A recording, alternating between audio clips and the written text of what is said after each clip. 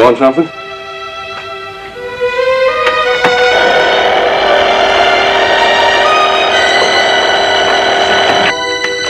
Edmund Hotel.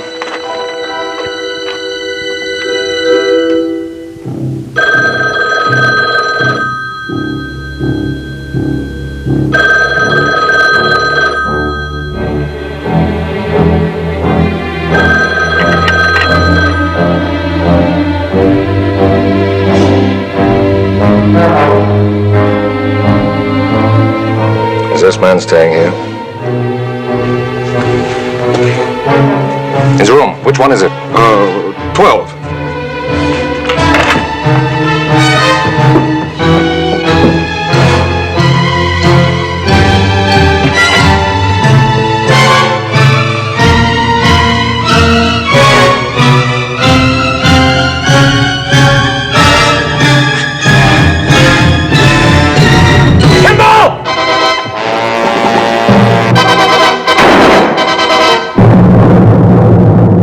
Fugitive.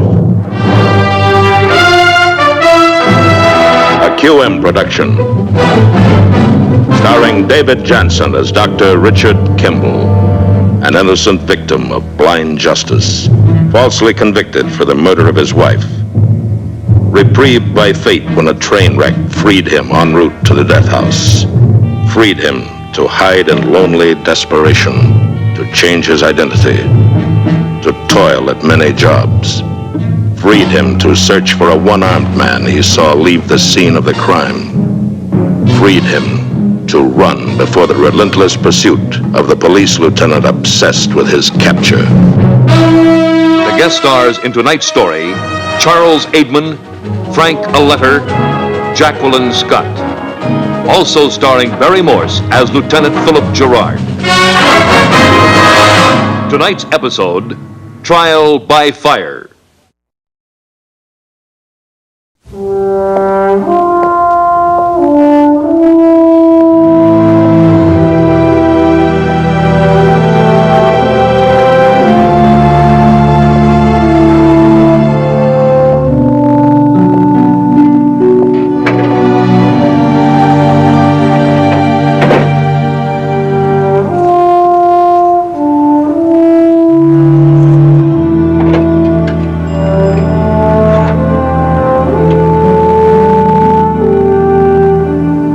Operator, I want to call Stafford, Indiana. KL5-2074, please. Occasionally, a fugitive must make contact with reality to escape the loneliness of flight, to preserve his sanity. For Richard Kimball, contact with reality consists of an occasional telephone conversation with his sister. Tonight's call, however, could mean a great deal more. Hello. Hello, Donna. Oh, I've been praying you'd call. It's been over 2 months this time. Well, what's wrong? Is Dad all right? Yeah, he's fine. It's a little slow, but he's fine. Listen, something's come up. What? A witness. We've got a witness. I don't understand. Well, a man who says he saw that man. The one-armed man. Go on. Well, we got a letter, I guess about a week ago, from this man in Chicago. And he says that he was here in Stafford that night, and he was driving down your street when he says that he saw him. Donna, we've had so many crackpots. Yeah, I know, but this man's not a crackpot. He's a captain in the Army. His name's Eckhart. I phoned a private investigator in Chicago to check on him, and he checks. Why now, after so long? Well, I don't know. Now I think he's a little bit sorry he said anything, because he told his private investigator, Mr. Christopher, that he doesn't want to testify. So, we don't know what to do next, and that's why I had to talk to you. Where can I find this Christopher? It's 436 Mason Avenue in Chicago. I'll leave tonight. Are you all right? Yeah. Yeah, I'm all right. Say hello to Len, kiss the kids for me. Thanks, son.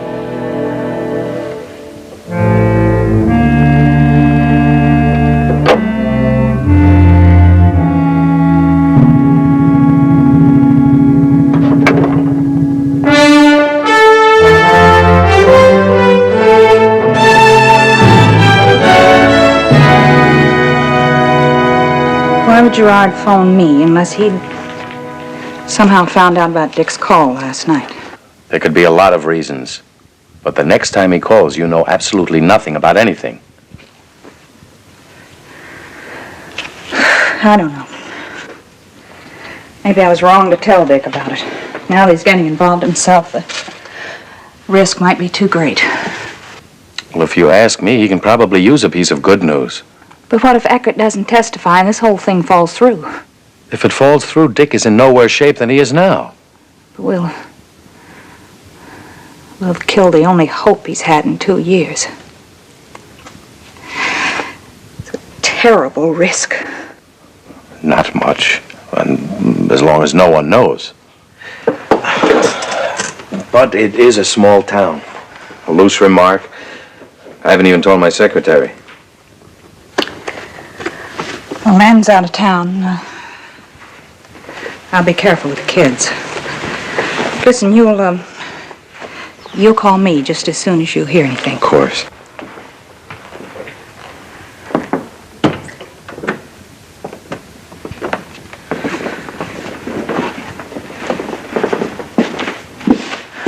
Bye.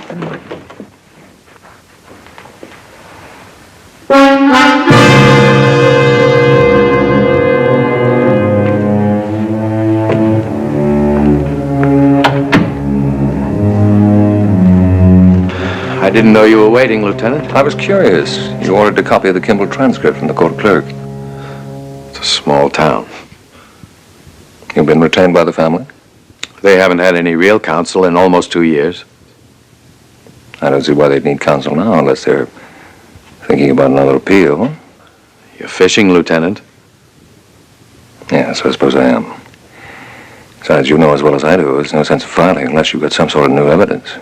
And there couldn't be any new evidence, could there? I mean, after all, he is guilty, isn't he?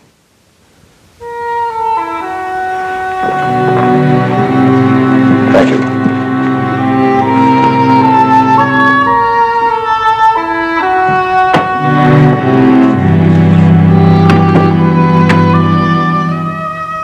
Lieutenant, something wrong? I don't know. Well, it might be an idea to keep an eye on Bert Green. A lawyer representing Kimball shouldn't be looking that pleased with himself.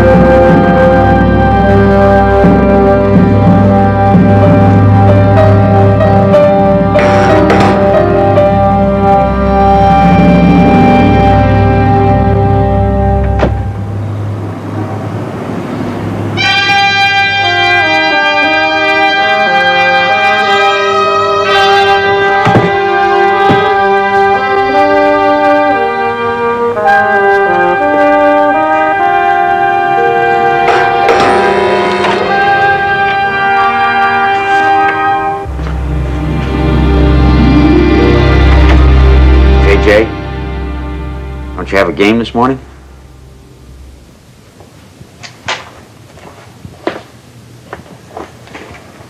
I thought you'd gone out already. They don't need me. But weren't they expecting you? Yeah, I guess so. Why aren't you there? Because to tell you the truth, I'm just not a red-hot ball player. So you're just gonna lie here and read about it? Well, it's better than lousing up the family image, isn't it?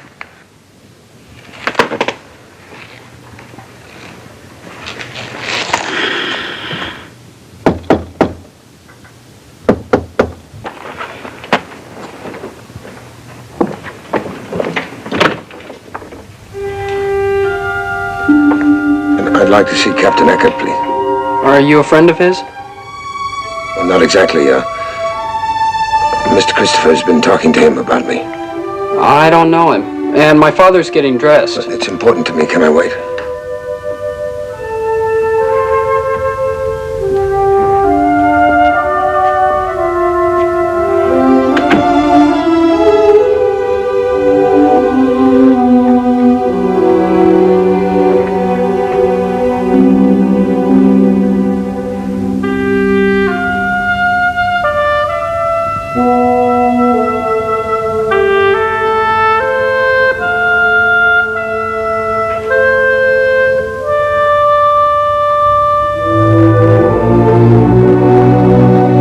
Dad's a hero. You know that? Who's there, JJ? Somebody to see you. What'd you say your name was?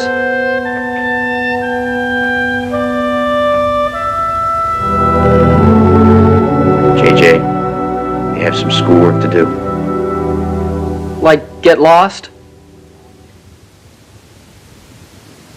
I think this gentleman would like to talk to me in private.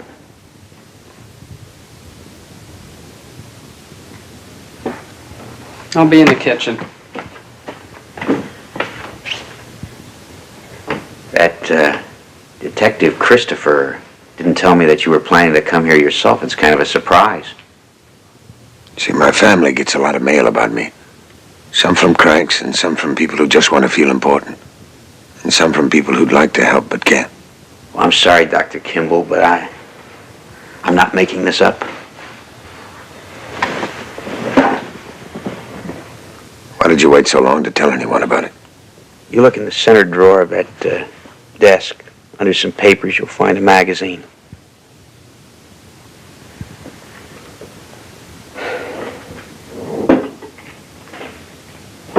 Somewhere around the middle of it, there's an article about you.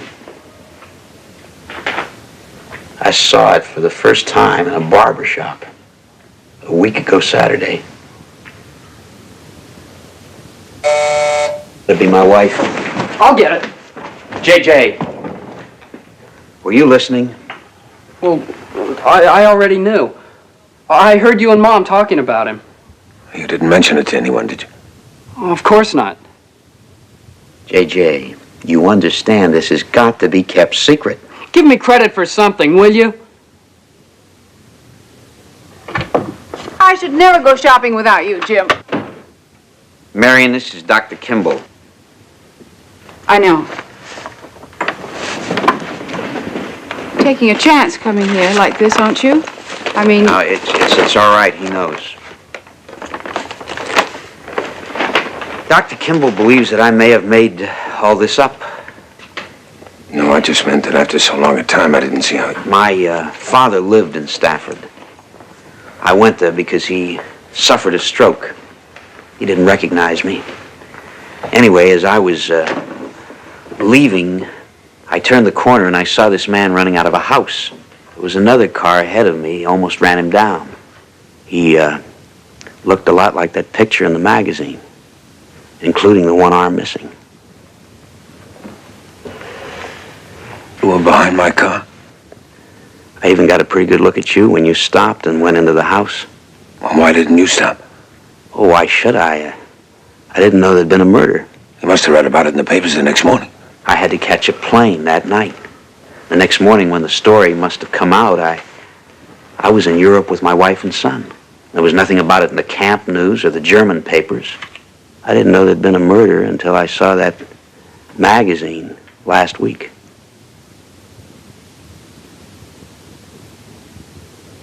You see, I'm here for separation, disability retirement. What's wrong, Dr. Kimball? You still don't believe me?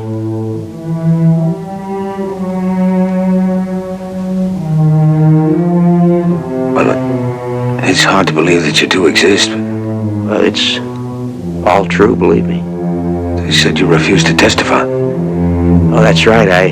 I'll sign a sworn statement, anything. Well, that's not good enough. We need you in court. Jim, I must say something. Last week, 2 days after my husband wrote that letter to your sister, he was offered a job. A good job with one of the big electronics firms on the coast. Now, let me explain, Marion. And now with this hearing and the trial and all that, well, they just won't wait for him. He has to accept this week. Now, isn't that for me to decide, Marion? Dr. Kimball, my husband is 43 years old, a career officer, with citations any soldier would be proud of. And now he's being retired. Unfit for active duty, how they worded it. Something about a disability retirement. It's my leg. Half a dozen operations and all I got to show for it is a lot of sick leave. My husband is a very unselfish man, Dr. Kimball. He's waited long time, and I'm his wife, and I know what he's been through. So I'm very sorry.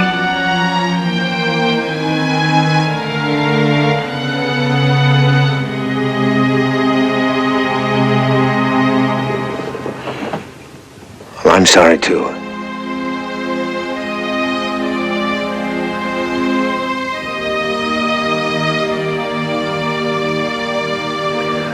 I mean, I wish there were another way. You see, that's the first chance I've seen to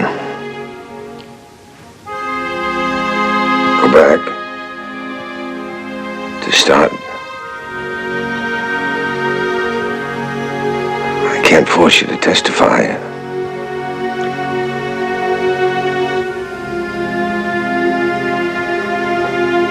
Dr. Kimball, before you were just a name, a picture in a magazine. What's different now? All right, I'll testify for you.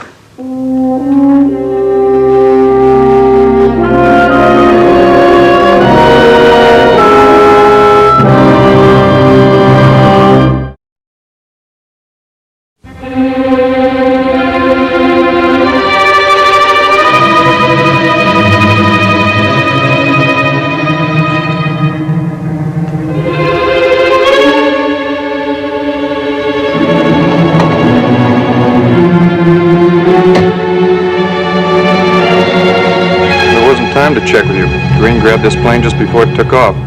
I had to decide right there and then. I guess I blew it. That's right. He's in Chicago and we're here. Well, at least I scared some information out of his secretary. I went to meet some guy named Eckhart. And you were saving him. Where is he?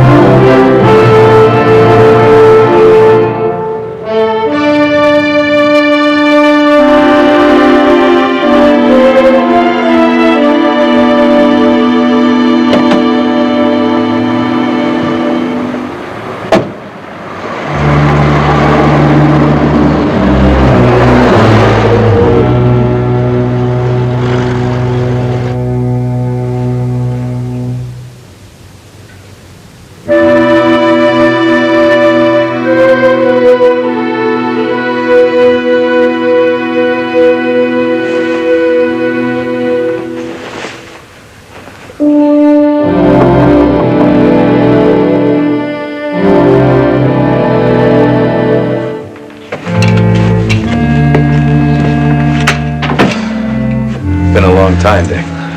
Thanks for coming, Bert. I need this authorization signed so I can appear for you. Tell me now. Positive. Double positive. I just spent 3 hours with your Captain Eckhart. We went over everything twice. I even tried to trip him up. You've got yourself a bona fide witness, Dick. What happens next? I pick up my things at Eckhart's and catch the next plane back to Stafford. And I want you to come back with me. No? Well, as an attorney, I'm also an officer of the court, and I am under an obligation to advise you to turn yourself in. Besides, we've got the wheels turning, and I want you back there.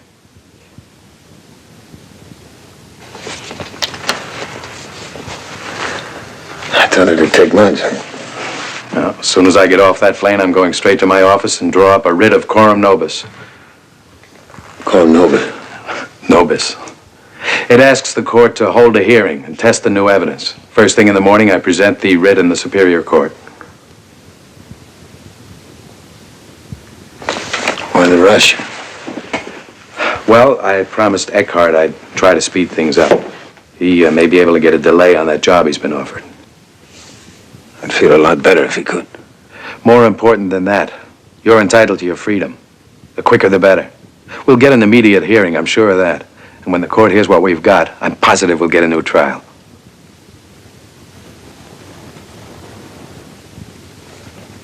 That's That's all there is to it. Sounds so simple. What's wrong, Dick? I don't know. You see, I've been looking for that one-armed man for so long. Doesn't seem real, like he never existed. Eckhart exists. He's all we need. I'll sign that and we'll get on our way.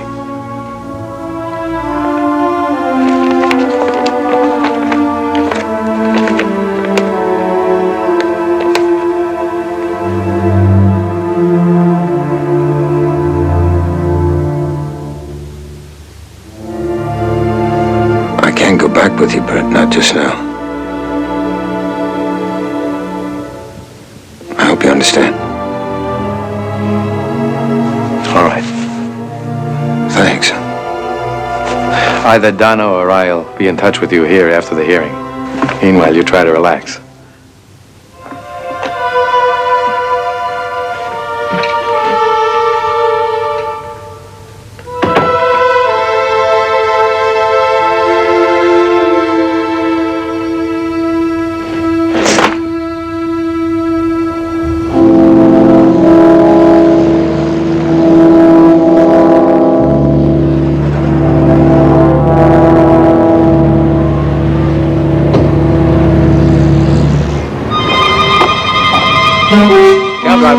I'm sorry, I'm off duty now. On the other hand, what can I do for you? I want you to take us back to the exact spot you picked up that last fare.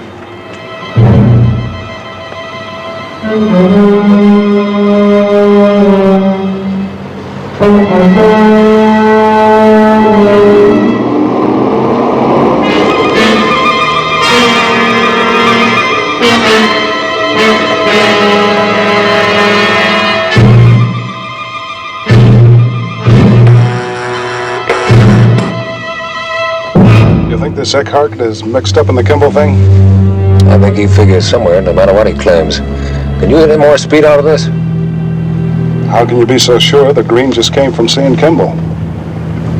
I'm not. Well, so big deal. You lost. Well, he's a lousy pitcher, that's all. Oh, that one time he got lucky. Are you kidding? I have to use your phone. Oh, I'm glad you got back. Lieutenant Gerard was here. I didn't tell him anything. Yeah, I have to use the phone. Yeah, in a minute. Well, look what happened. We don't have a minute. Hang up, JJ. This is important. I'll call you back. Everything around here is important.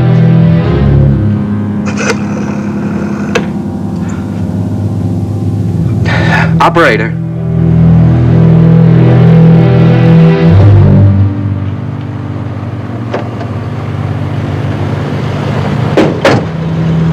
You sure this is the place you came out of? I guess so. Don't guess.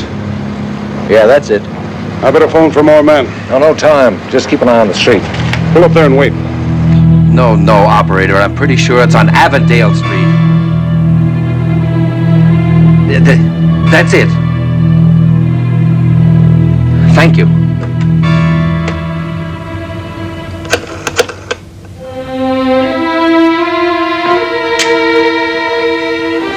You want something?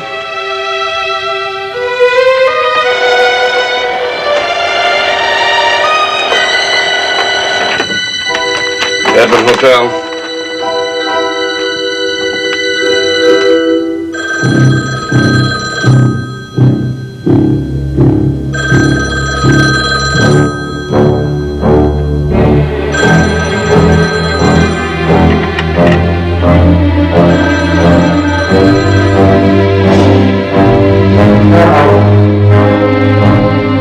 Is this man staying here? His room. Which one is it? 12.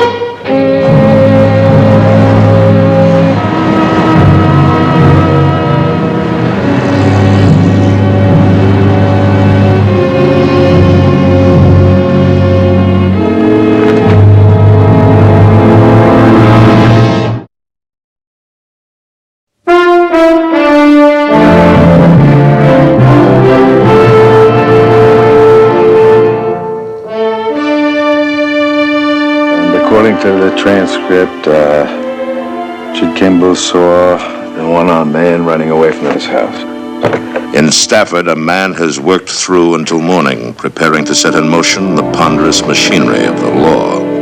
In Chicago, another man continues the pursuit begun so long ago. We'll be there in plenty of time. Your plane doesn't leave for an hour. I got a feeling he's still here in Chicago. That lawyer came here to see him for a reason. Phil, I've had everyone alerted since last night. Chicago's a little bigger than Stafford, remember? Horvath. Yeah. This morning? Okay, I'll tell him. Your office called and left a message about Kimball. Seems that Green has filed a writ asking for a hearing on a new trial. They say on what grounds? Well, it seems they have a witness. Named Eckhart.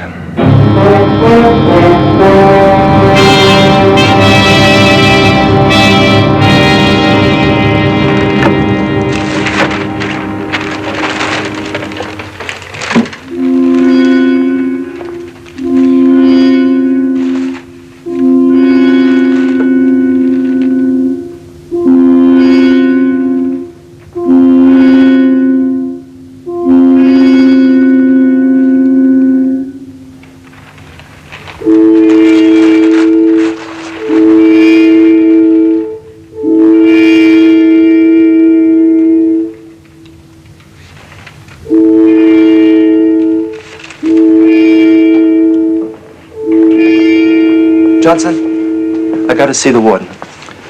Come on now, it's important. I got something he'd love to hear about. I can't remember exactly what I thought when I saw that man running out of the house, the one with the arm missing. I remember thinking there might be trouble. But then the other man, Kimball, stopped and went into the house. All I knew is that I had to get to the airport in order to make it back to Germany on time.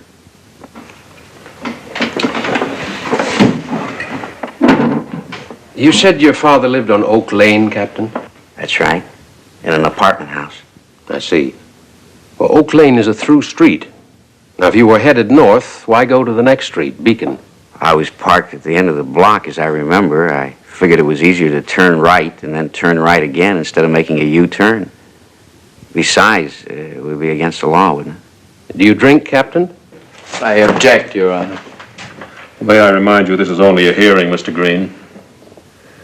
If this line of questioning is pertinent to the events of that night, then proceed, Mr. Donaldson. It is. Thank you, Your Honor. Were you accustomed to drinking any form of intoxicating beverage, Captain Eckhart? I used to take a drink before supper sometimes. I still do. Just one? Maybe two. Possibly three or more? Not very likely. What about that night? That night? Captain, isn't it possible you'd had a few drinks? You were in a hurry. As you rushed to get to the airport, things got a little fuzzy. You couldn't be certain exactly what you saw. That night at the airport, I grabbed a sandwich before I got on the plane. I'd missed supper. I didn't have time to eat or take a drink, even if I wanted one. No further questions, Your Honor. Anything more you'd like to add, Mr. Green? It's all been said and re-said, Your Honor. And I couldn't shake him. Maybe his story's legitimate. Maybe. Can you tell how he'll decide? I'd almost bet on it.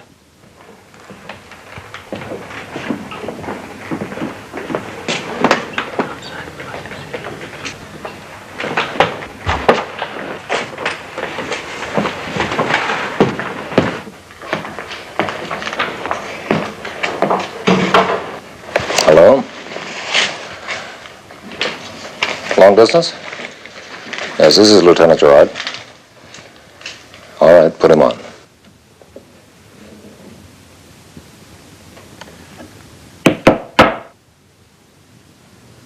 It is the opinion of this court that the evidence presented by the witness would indeed seem to merit a new trial. However, since the defendant, Richard Kimball, is in contempt of the laws of the court by remaining at large, no definite ruling can now be made. It's all right. It only means that Dick will have to come in before they'll order a new trial. The attorney for the defendant is hereby instructed that if the defendant surrenders himself, a stay of execution will be granted by the court, and a ruling will be issued. Hearing adjourned. That's very interesting, Warden. I'll tell the deputy prosecutor and we'll fly up there tonight. Yeah. And, thank you. Oh, what was the verdict? As we expected, no ruling until he surrenders. But we're not worried.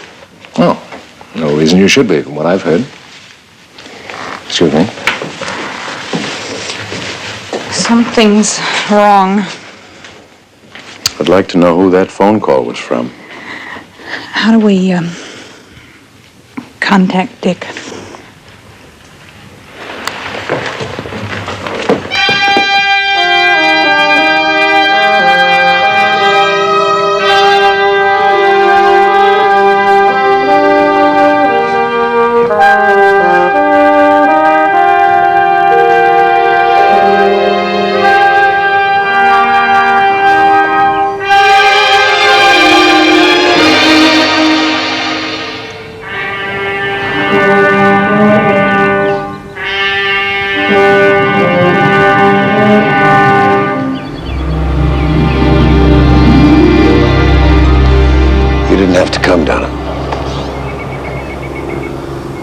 I wanted to. Does Dad know yet? No, we've kept the papers from him so far.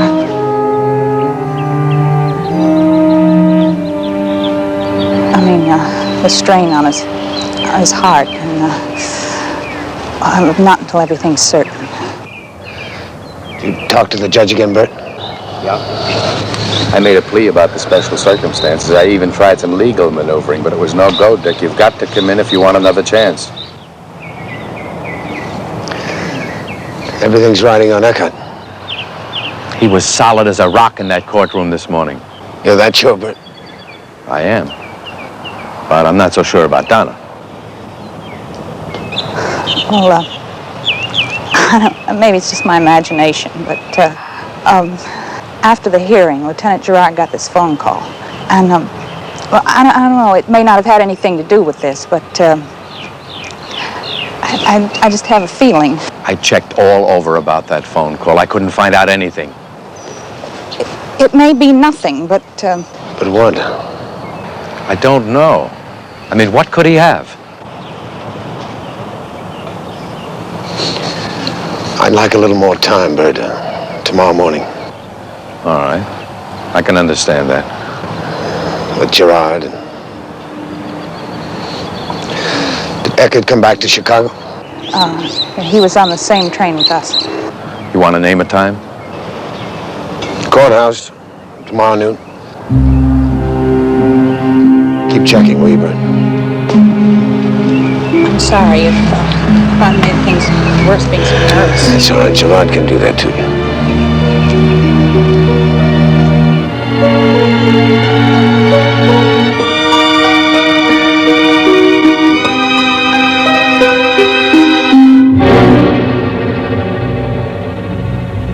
How do we know you're not just making this up? We've got to have something stronger than just your word for it. Would a witness do it? Who? Bartender named Felix over on 3rd Avenue. That's where I met the captain. And a waitress saw us, too. Okay. We'll let you know. No, wait a minute. I'm not offering this for free. We'll talk to the warden and the parole board. You do that. Because I figure going on that stand ought to be worth a big slice of my time.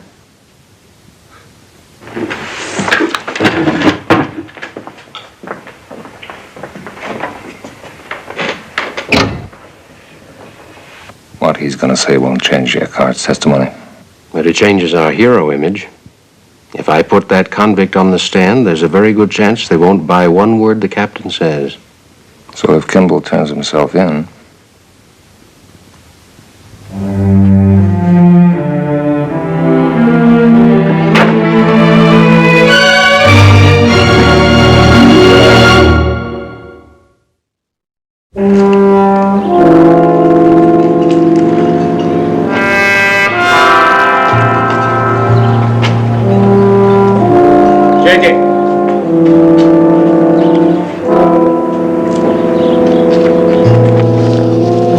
in here? I want to see your father.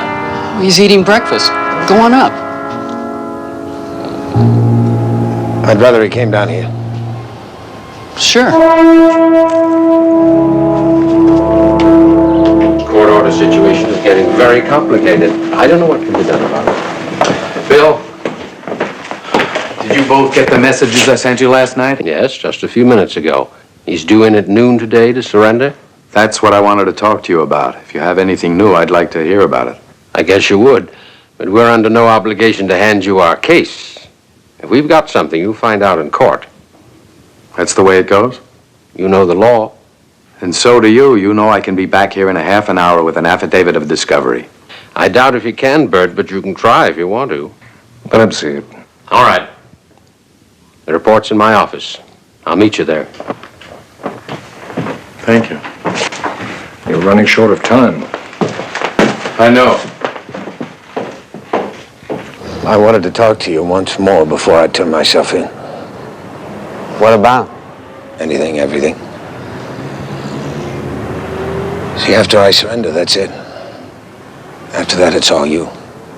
JJ, why don't you go upstairs and see if your mother needs any errands to run? No, I want to stay. Well, is there something you can't say? What's wrong, Dad? Look, if you have any doubts, please tell me now. You're not going to pull out on the guy, are you? Of course not. You see, my sister feels there's something wrong. Oh, what do you mean wrong? Well, she doesn't know exactly. It's just that... Well, she doesn't like the way Lieutenant Gerard is acting. Now, look, I gave you my word that I'd testify for you, didn't I? It even cost me a good job. I'm sorry, I didn't know. Well, forget it. I hadn't planned to tell you. JJ, not a word to Mother. She doesn't know yet. Well, Bus will be leaving pretty soon. Thanks. Goodbye. Goodbye.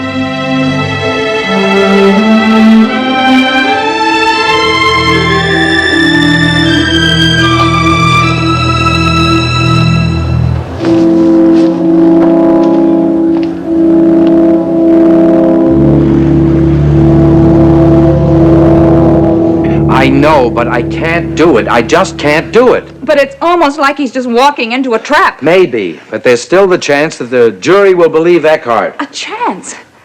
Bert, we're talking about Dick's life, not some lottery ticket.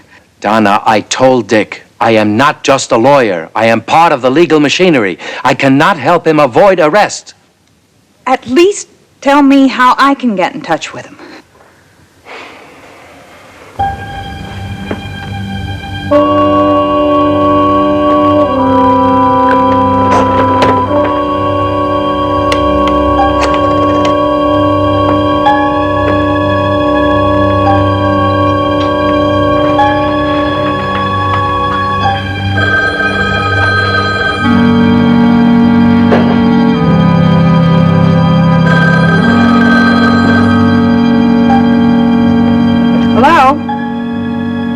Yes, I know who you are.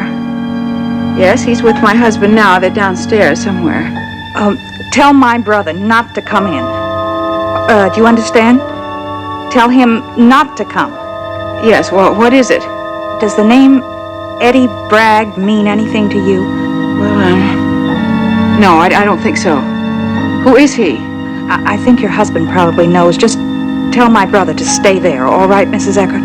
Yes, I'll do that.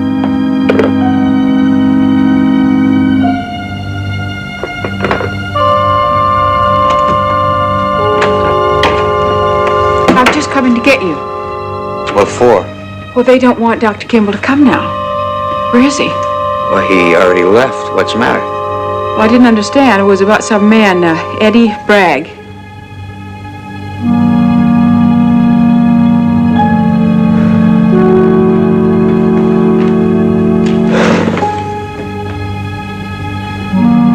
It's that, salesman. Oh, Jim, what are we gonna do? Stop Kimball. We've got to stop him. I don't get it. Dad, wait, I'm coming with you.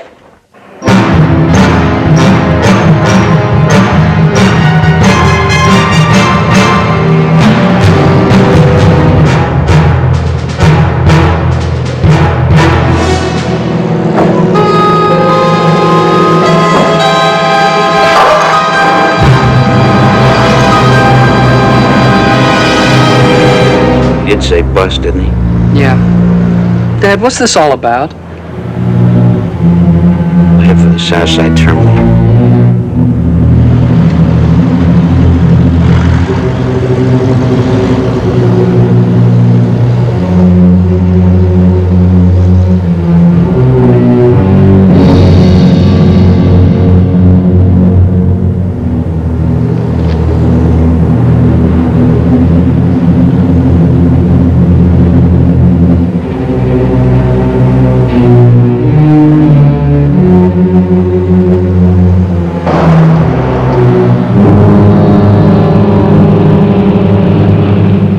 Where do you say the bus leaves the highway? Not until the 7A junction, just outside of Stafford. He thinks we'll have a tough time catching it. Better get moving.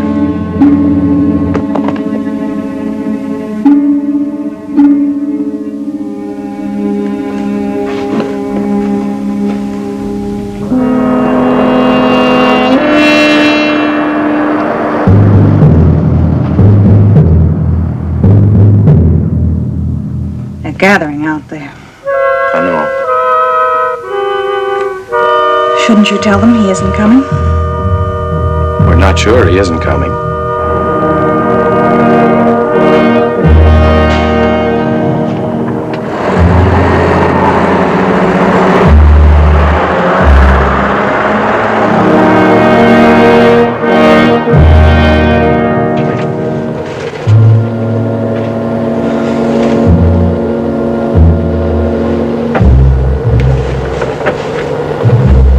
I recognized you.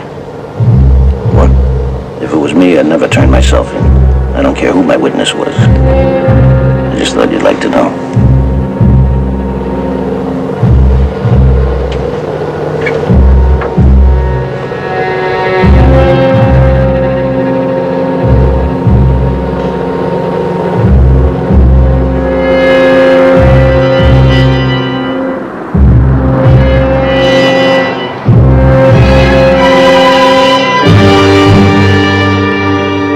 You want to know about Eddie Bragg?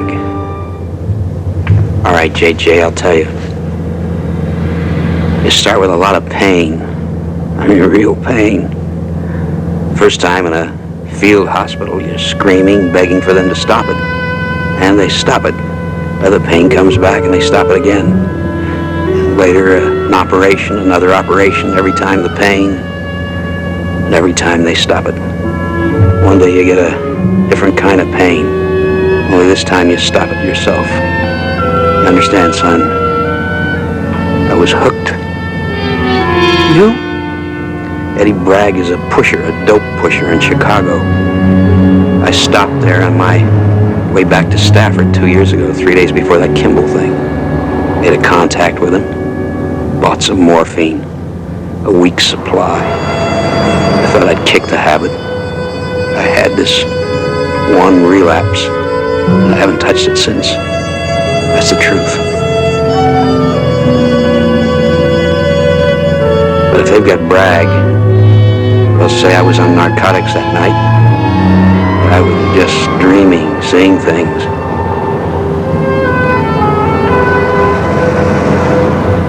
Looks like they must have gotten through to Kimball.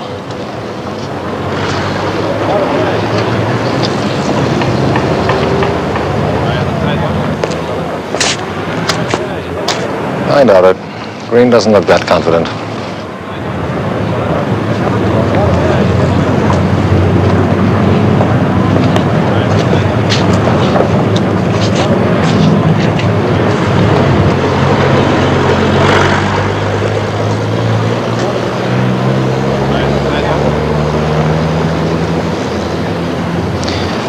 He ought to be here by now. There's the interstate bus.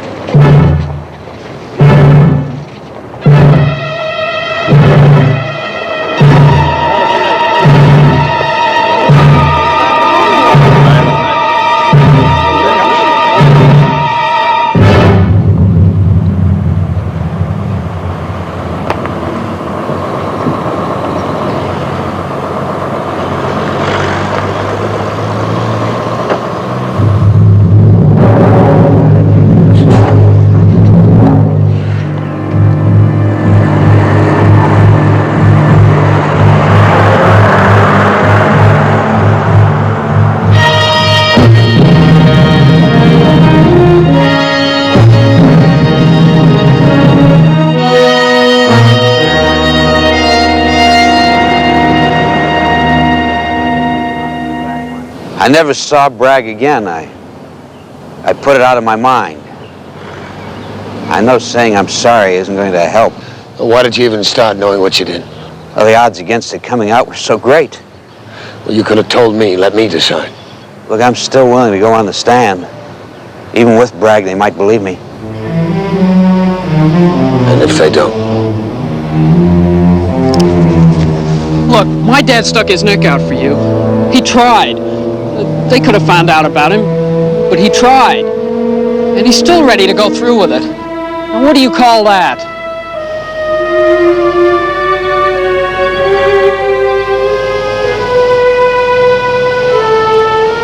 You're right, JJ. Come on, let's get out of here.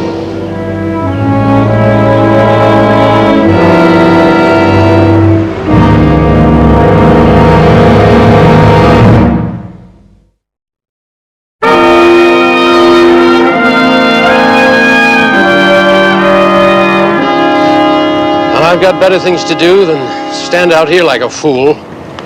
Kimball isn't going to show. Thank God. Come on, I'll drive you home.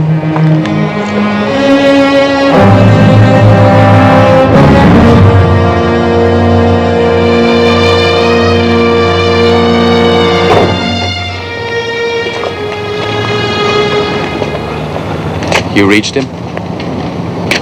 Oh, the trouble I've caused everyone. Don't apologize. I know how hard it must have been for you to tell Dick. I think he understood. Did your son know? No. I figured he wasn't old enough. But I was wrong. He's bigger than I thought.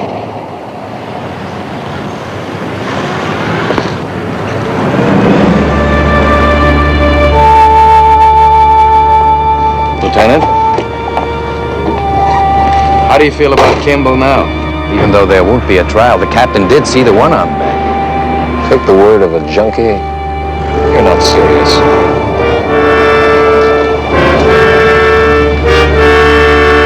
You can't really believe that about Captain Eckhart. He has to. A witness has seen the one-armed man. Richard Kimball has had confirmed what he had almost begun to doubt himself. And a phantom seen by two men can be seen again.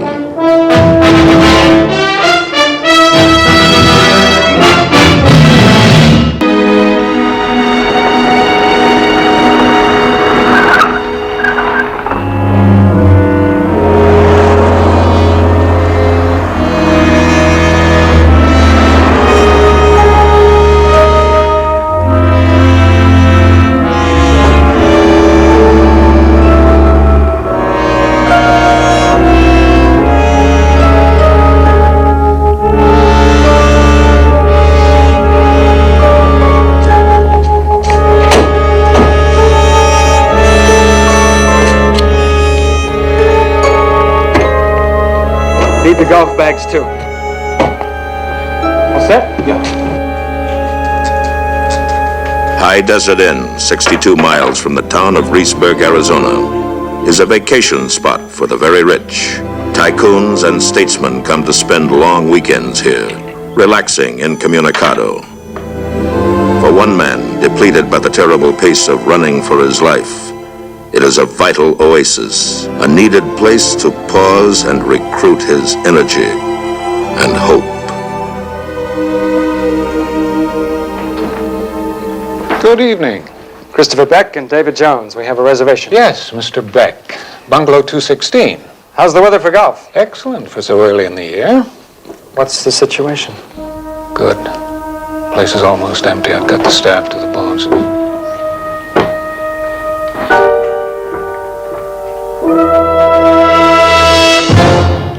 He okay?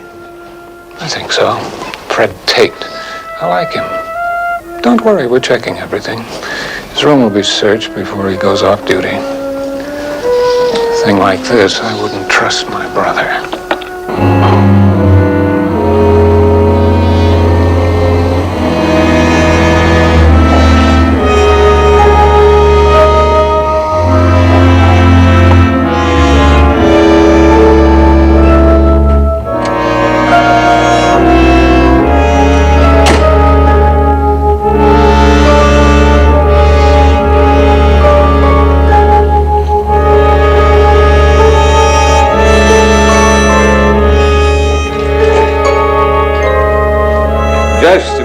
young man, what happened to my highball? I distinctly remember leaving it there.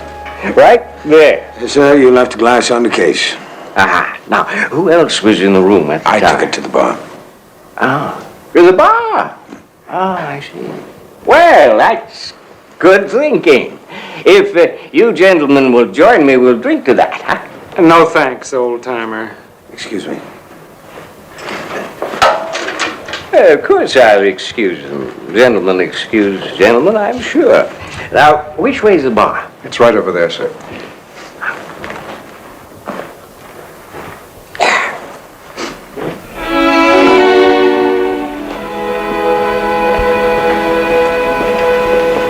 The place seems almost deserted. It's a little early in the season, but we get golfers on the weekend.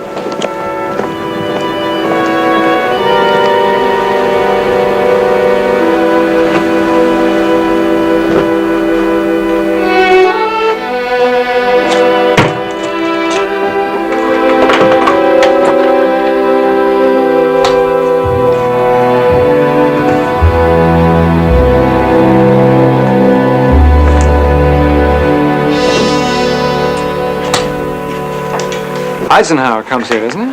Well, I wouldn't know, but they say that George Washington slept here. I know. That's what they all say. Breakfast is at 6:30 if you're going out for an early round. I'll be glad to bring you something now if you'd like. Send in some coffees, all. You can take a 6:30 wake-up call, okay? Thank you, sir. We can tee off at 7:30.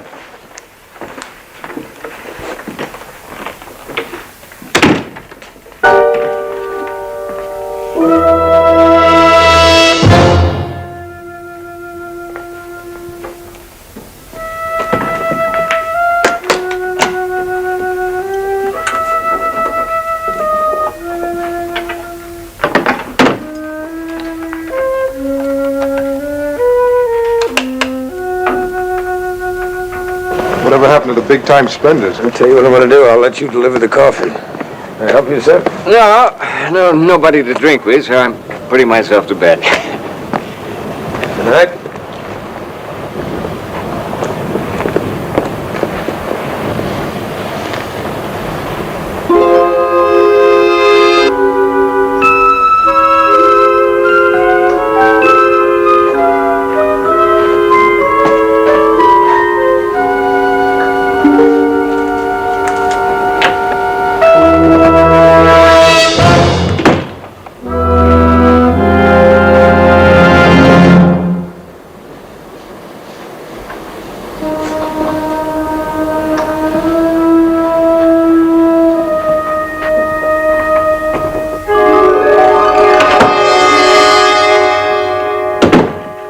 Pickett, this is Mr. Jones.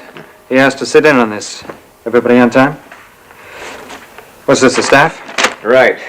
We got rid of 5. I put X's there by 2 that I'm still in doubt about. Still in doubt? I didn't get word till this morning. I couldn't work any faster. We don't want to make local news here with a wholesale layoff. Who are the ones in doubt? Which ones? Berger, bartender, drinks on the sly. He may be a talker. Make sure. And Fred Tate, the fellow that brought you in here. I thought Price acted strained about him. We'll search his room. He works all night. Room service, telephone calls, whatever. They hired him for the stable. They brought him inside. Price is getting rid of guests, canceling reservations. Only 2 couples registered, both leaving tomorrow.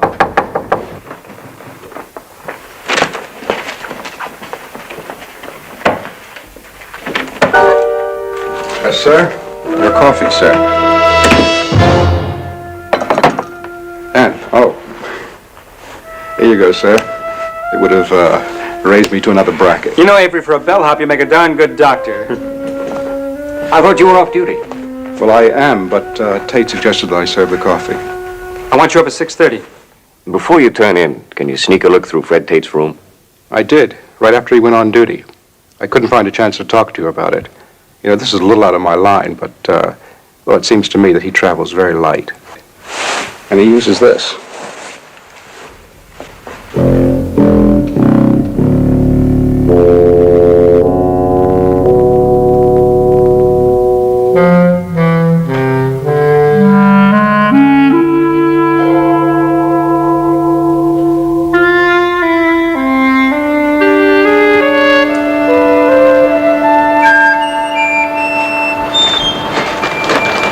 Hey, don't you ever sleep? I'll hit the sack around noon. Mr. Beck, telephone. It's long distance. You go on out. I'll pick you up at the turn.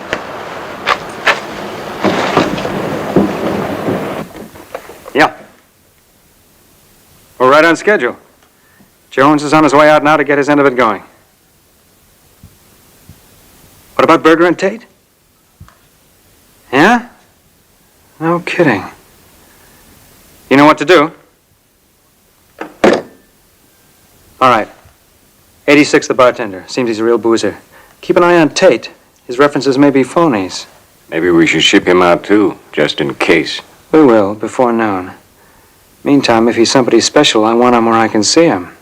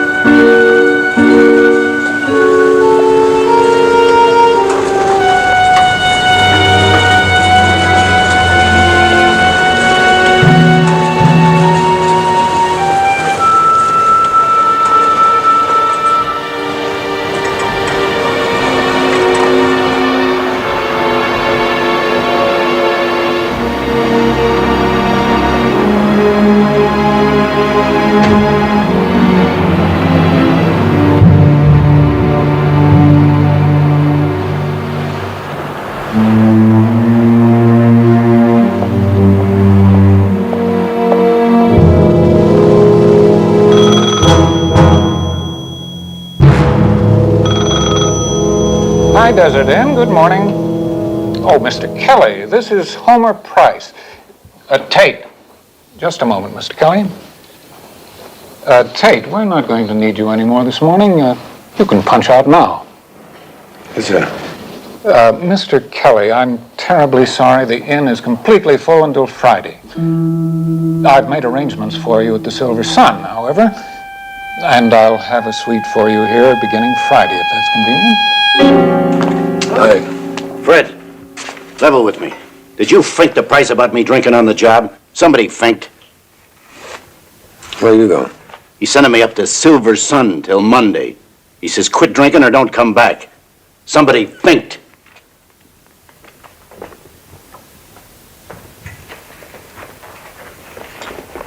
How you doing up so early? Price, he calls my room, wakes me up, tells me to get moving. New boys get all the breaks, huh? He just told me to take off. I don't get it. Something bugging you, Fred? You know, a guy goes out to play golf. Instead, he gets in a station wagon and drives away. Price has been telling everyone the hotel is filled. It's almost empty. And he sends our only bartender over to the Silver Sun. Well, it ain't your hotel. And it sure ain't mine.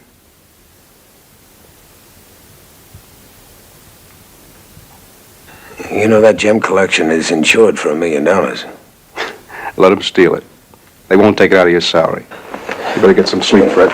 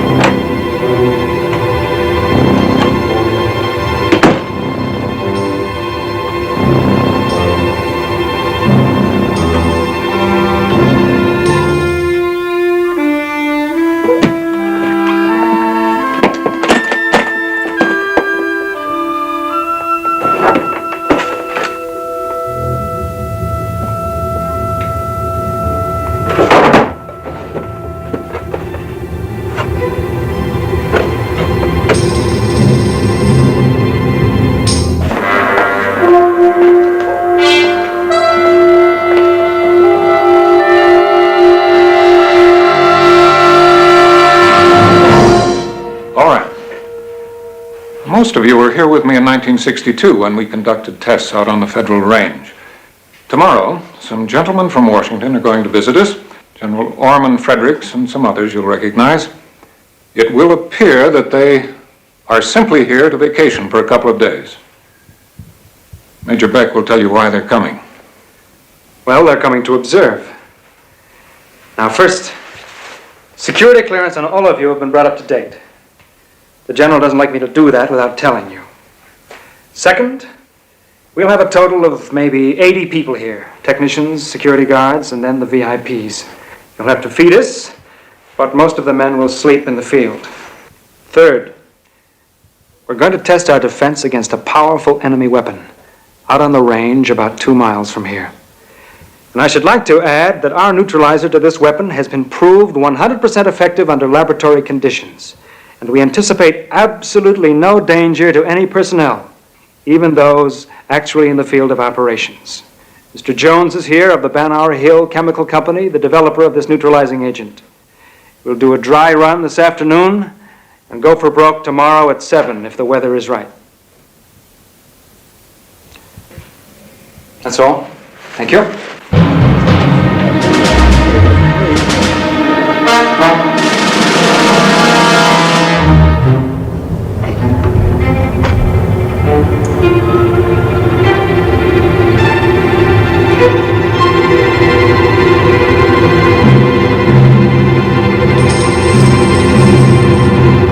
You're going somewhere, Mr. Tate?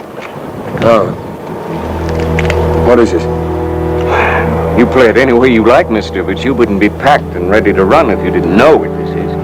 Tell Major Beck what happened and that we've got his man in custody. Come on.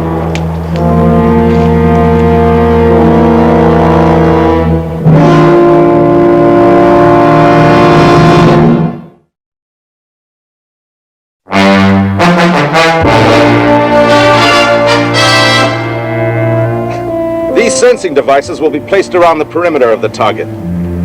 When the operator of one of these sensors reads choke point, he will relay the information back to command post. I will give the order to the section behind him to release the detergents. No section is to fire except at my command. Castle Leader, this is Castle 4. Come in, please. Over. Now, if you'll move in closer, Frank will demonstrate a reading of the indicators. Castle Leader, go ahead. Roger. First, the D supply is here and coming out to you. Over. Thanks, Avery. Now, what's second? Washington ran a check on those prints we sent out, and it seems there isn't any Fred Tate, but there is a non-com with the medics in Korea named Kimball. Richard. NMI. Have him brought to the bungalow. I'll be right in. I'll go with you. I can take care of this. If the tests have been held at one of the proving grounds, we wouldn't run into anything like this. No, all we have to worry about are 10 or 15,000 soldiers and a couple more thousand G2s and 3s. Look, I promised my boss I'd look after things. Anything that endangers the success of this operation... might endanger your own success, right? You're out of line, Beck. The D supply's on its way out. You better see to that. I'll keep you informed.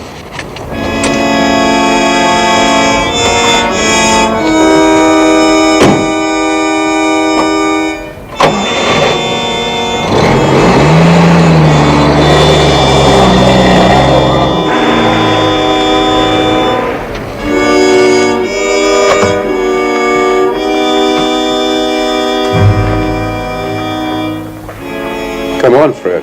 You're not that surprised.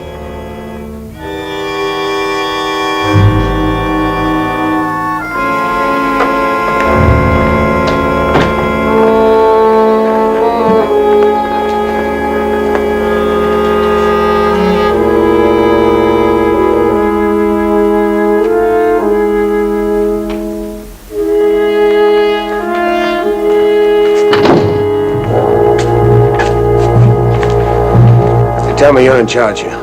Let's talk about you, Tate. Turns out your fingerprints belong to somebody else. Somebody named Kimball, a former medic in Korea. How do you account for that? Well, it accounts for itself if you have access to military records. No, we have.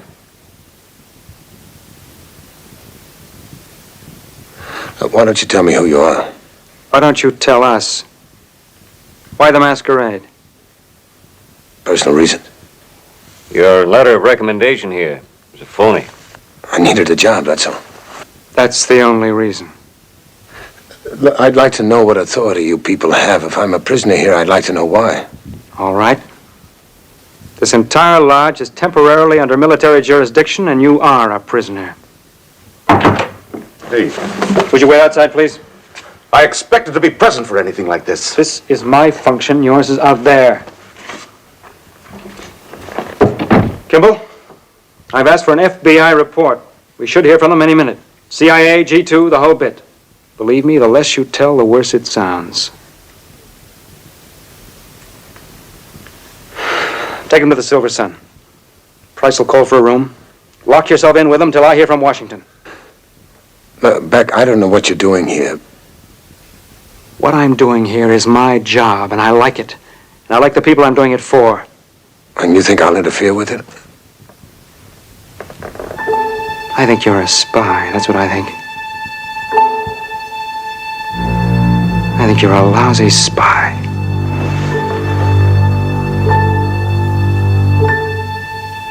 You're kidding. Am I? You turn up here with a phony name, phony references, and a bottle of hair dye? You're apprehended trying to beat it out of here? What do you expect me to think? Get him out of here.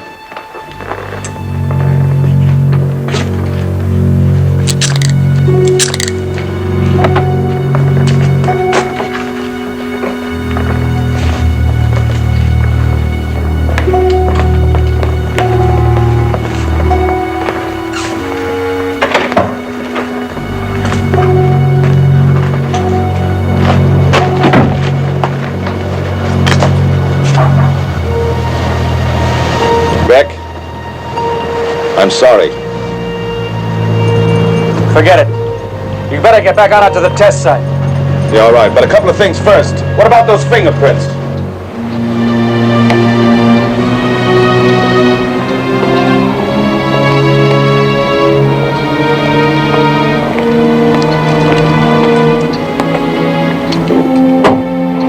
Okay, get in, slide over.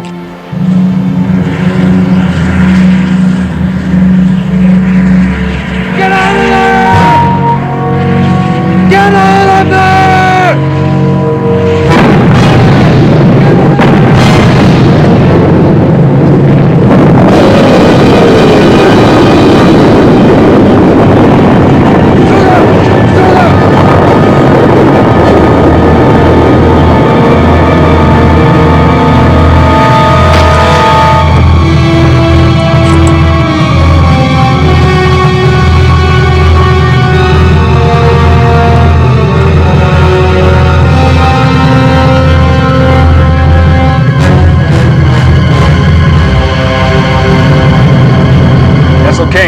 Castle leader, all sections, choke point.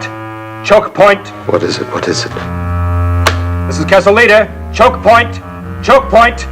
Target, are you reading me? Over. Target, acknowledge. Target, acknowledge. Over. Major, it blew up. The target blew. The tanks blew up. They're wrong. They're wrong. Tell them they're wrong. Why aren't you out there? Section leaders. Section leaders. Your decans are released. Repeat, your decans are released. Get out there! Get to those men!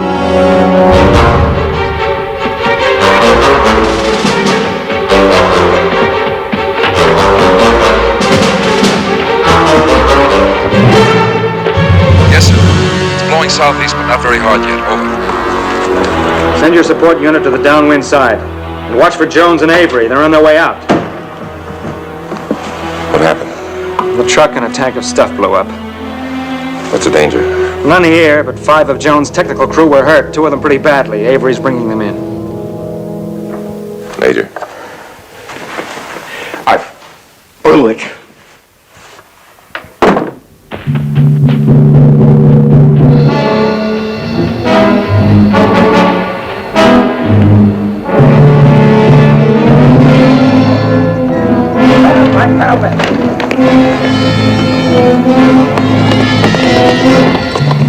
That way.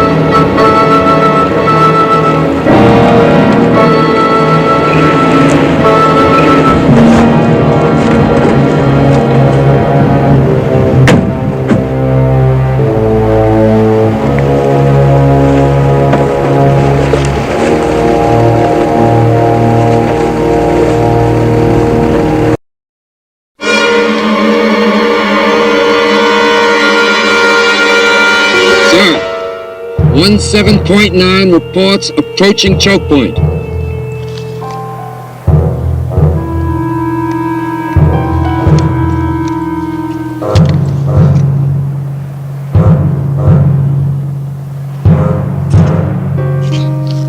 Order them to fire detergents. 17.9, fire detergent.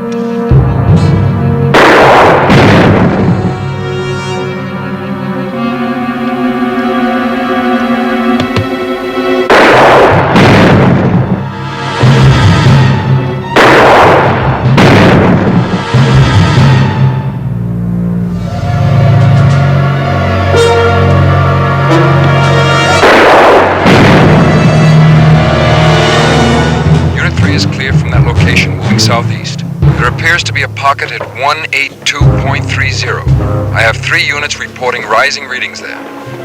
Wind velocity out here is still 13 miles per hour with gusts up to 18 miles. Your gear's in there. 18.305, C minus 1. 181.305, C minus 1. 181.306, C minus 3. All right, get Jones. Never mind, I'll do it myself. Kessel King, this is Kessel Leader. Come in, please, over. Kessel King, this is Kessel Leader. Come in, please, over.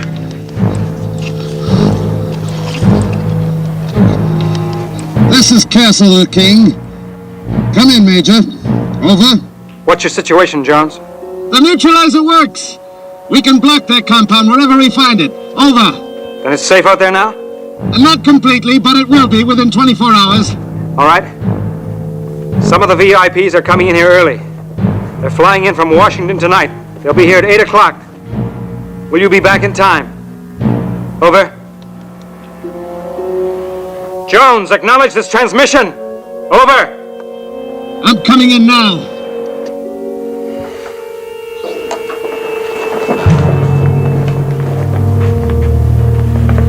Okay, you get what you wanted? What am I supposed to want? Was he exposed? I don't know. The wind was blowing the other What way. do you mean exposed? He doesn't know what. You sure know where to look. I'm not looking for anything. Doc, take a look at him. Take off his handcuffs and remove his coat.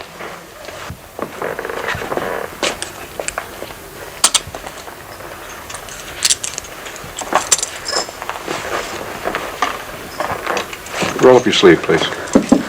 What is this? What are you afraid of? Sodium pentothal? It's a decongestant. Don't do us any favors.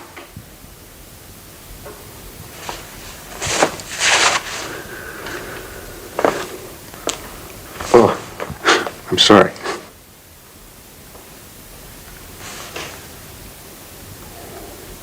Nurse, you see that he washes down his face and his arms, any other part that's been exposed. And you better burn those clothes, just in case. I have a hotel uniform in my room. I can change into that. We'll send for them.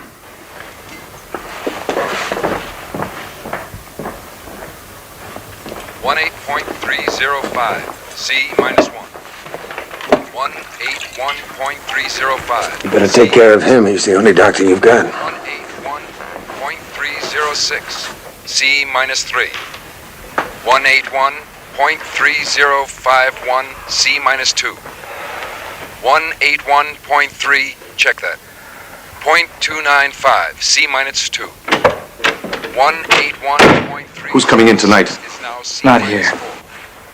182.00. Shouldn't have left the field. The problem out there is solved. We've got a problem here. Now, who's coming tonight? My general? Your boss, Banauer? Secretary Pierce, I guess. Then they must know something went wrong. They think everything's right. Could they know about Kimball? Who'd you tell?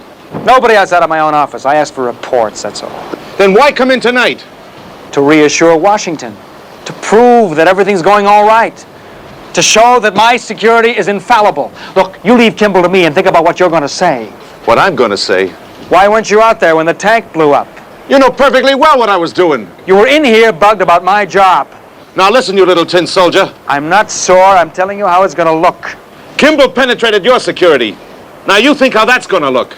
I know. Believe me, I know. Major, your office calling from Washington.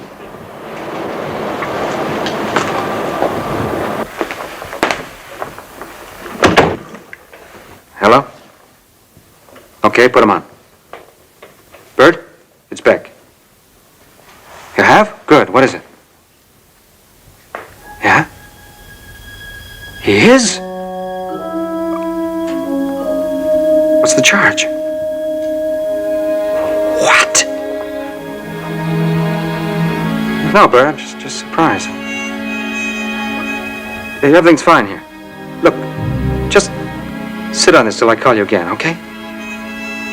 Thanks. Well, what is it? I think we can forget about Kimball being a spy. The FBI report? Yeah. He's on the run because he was convicted on a charge of murder. He's a doctor.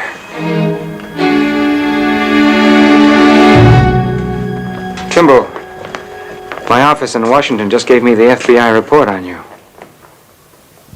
Ed? It clarifies your problem. Doesn't change mine much. All right. I want you to know I'm going to try to escape. But not right now. I don't think your Dr. Avery's going to make it alone. Go get his other clothes.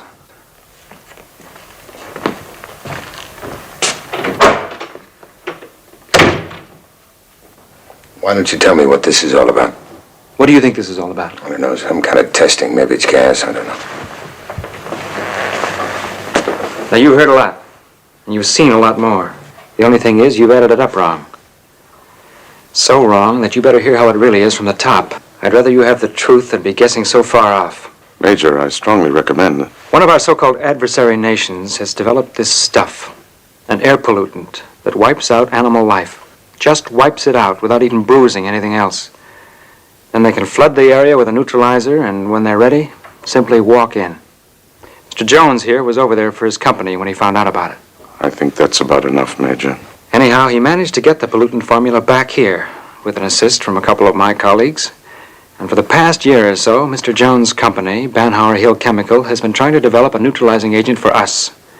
That's what we're here for now. Do you understand what I'm saying? I think so. The point is that if the world finds out that we have it, even have it, before they declare themselves, then we become the monsters and they become the saviors. So the problem is what to do with me. How to make sure I don't open my mouth to the wrong people at the wrong time. That about sums it up.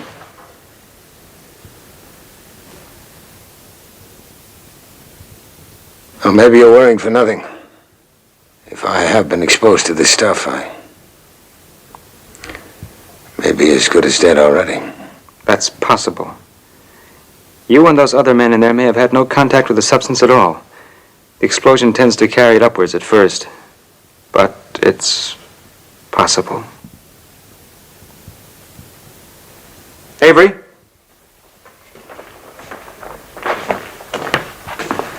Kimball's a doctor. Put him to work. A doctor? I want to talk to you outside a minute.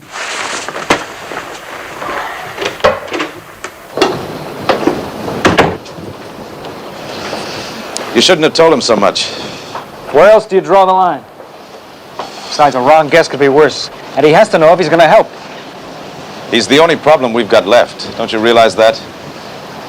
Our schedule was upset, but the project succeeded, except for the fluke of Kimball. And that fluke can ruin both of us. Look, I don't care about us. Forget us. We're talking about the welfare of a country. Look, Jones, I think you're talking about the president's chair at Banhauer Hill. And right now you're afraid that Kimball's going to pull it out from under you. Let's talk about careers. What about the career of a security officer who lets a wanted murderer in on the biggest military secret in 5 years? So what's your answer? What would you do out on the range if a missile went out of control?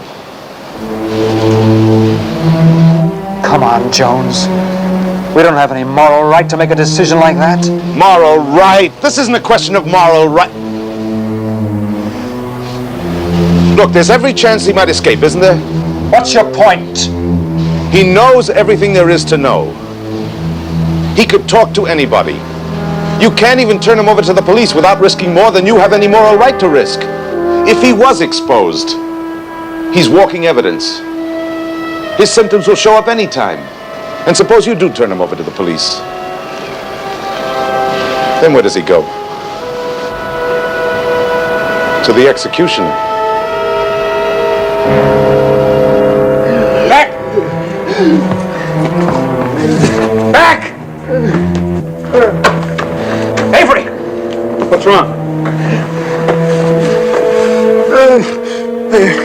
I got too much of the stuff. It's too much. You tell Kimball. Tell...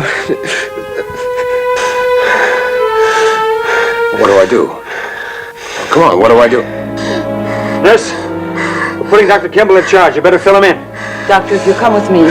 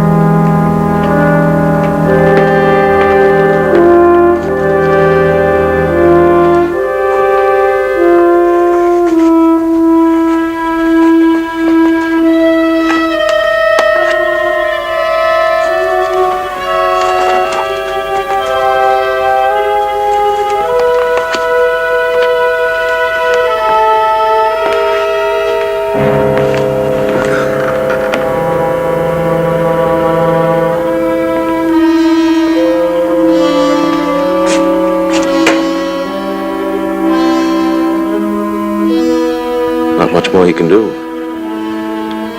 After he's through with that, the nurses can handle it. Yeah. That's when he becomes expendable. We've got a couple of hours until they get here. You talk like it's Judgment Day or something. For some of us, it might turn out that way.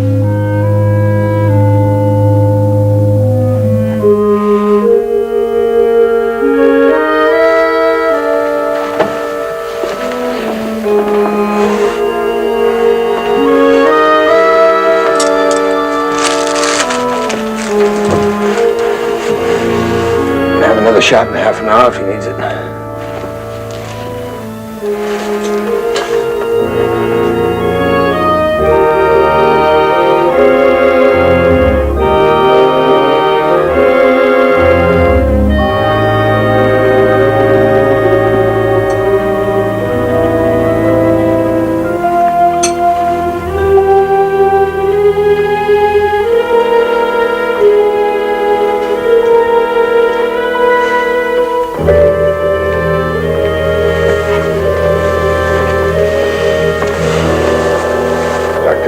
How you doing? Not bad, you? Who knows? Full shot of the stuff and I'd be dead. When it comes on late like this, who knows? We save the animals in the lab. The only difference is we're a little bigger than the animals. Better watch out. Respiration, pulse, temperature. Still in danger. Yeah. Come on, get some rest and food. We'll call your room if anything's wrong. All right. Kimball, I want you to know I appreciate what you've done. Yeah. I mean, you didn't have to help us in there. Probably saved at least one life, and... Forget it. I'm sorry that you had to get yourself mixed up in all of this. Well, we're all in the spot. Guess we are. Kimball, this death sentence... Are you guilty? No.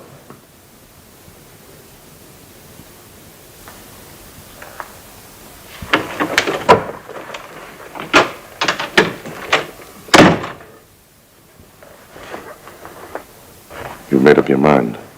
It was made up from the beginning. I'm going to hold him for General Fredericks.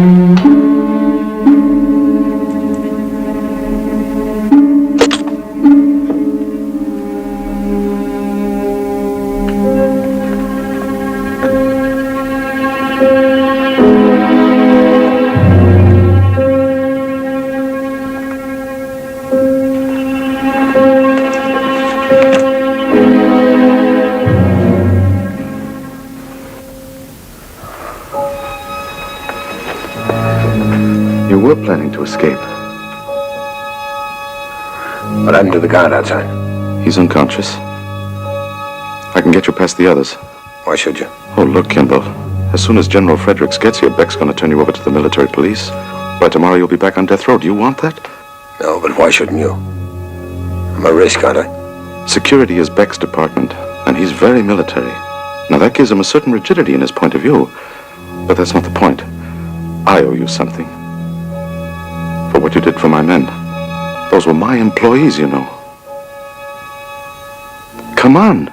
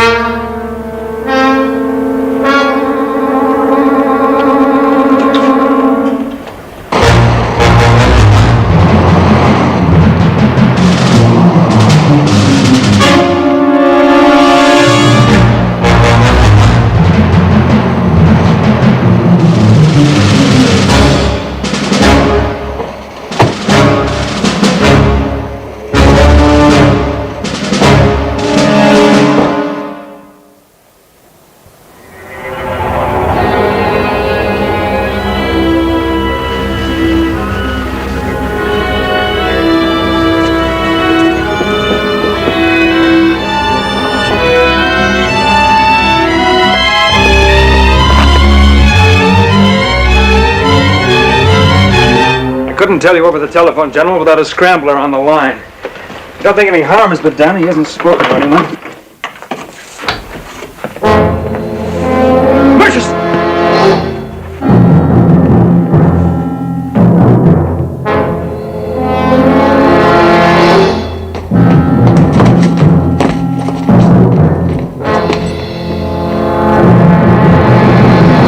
Go ahead. Join the search. Make yourself an alibi. My alibi's perfect. You run.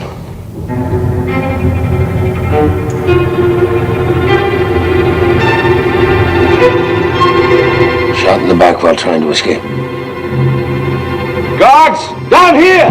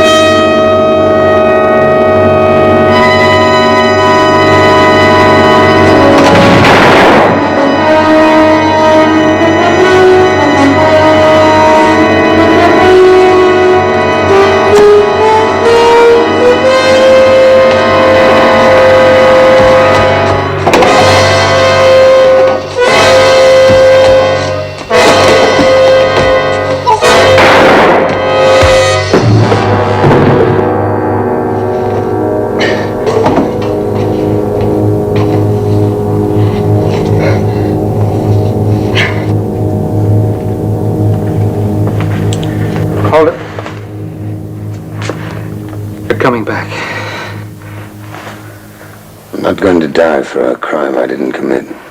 I'm sorry, I'm bringing you in.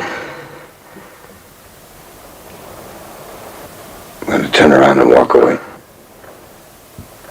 You want to shoot me, you shoot me in the back. That's what you're going to have to do.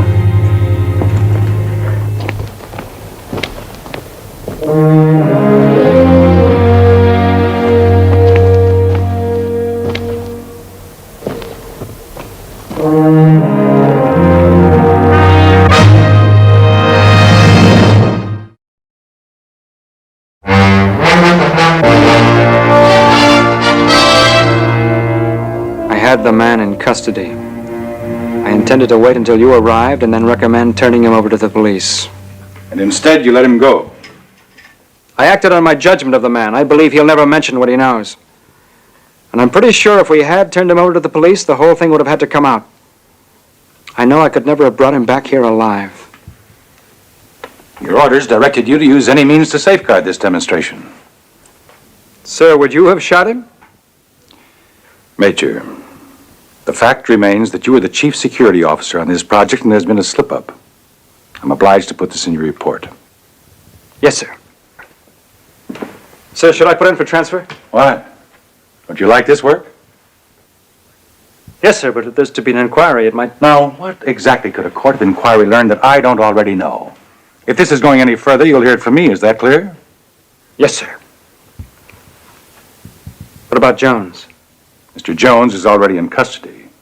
Among other things, there's a matter of his assaulting one of your security guards. Yes, sir.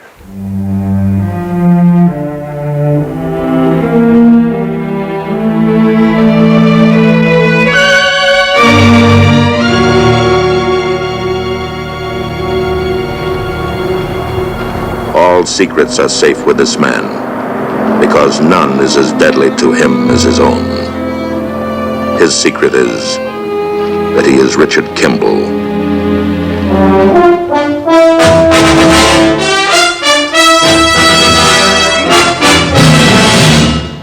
Medicine. He's a chauffeur now, driving his employer home to the small Midwestern town where he was born. Home. With a man at the wheel, it is only a word, because there is no home for him. Not now. Because he's Richard Kimball, a fugitive. Jack, we're practically in Ardmore now. I'd like to tell the committee you're in. Jack, listen to me. You'll thank me someday. This is going to be the hottest industrial complex in the state. Yes? Okay, tomorrow morning, no later. Call me at the hotel. What a guy has to do for business.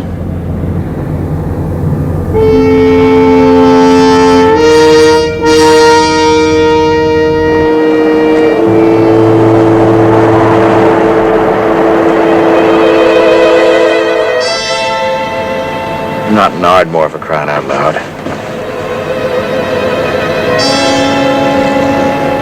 Pull in over there. That's a hotel, no matter what you think.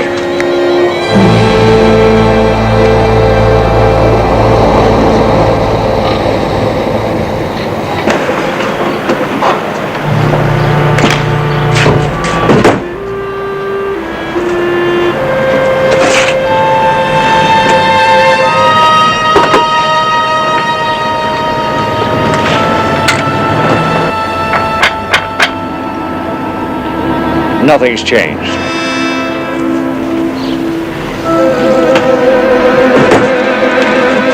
Hey! Hiya, Mort. George! You old son of a gun. What's the idea of sneaking in early like this? What am I going to tell the welcoming committee? They're inside right now. Tell them I goofed. Mort Graham, our chief of police. Tom Nash, a friend of mine, drove up with me. And I drove up for him. Glad to have you. Anything I can do for you? Just check in, get rid of these bags, thanks. Tom, do me a favor, will you? Call my aunt and tell her we'll be out in about half an hour. Yeah, sure.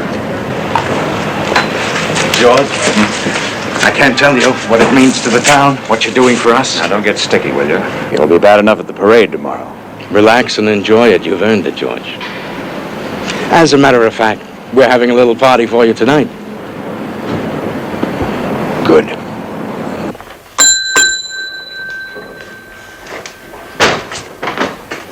Oh, can I help you? I think you have a reservation. Oh, excuse me. Is there a phone I can use? Oh, yes, sir. Right over there. Hello? Oh, no, Mr. Forster hasn't checked in yet. Can you get me a number? Yes, that phone right there. However, we're expecting him later today. Yes, I can put a message in his box. Okay. Just say, Forster, start sweating. This time tomorrow you'll be dead. You see? You're just out of practice. No, Mort. Out of shape. Go on in and face them. I'll see you later. Right.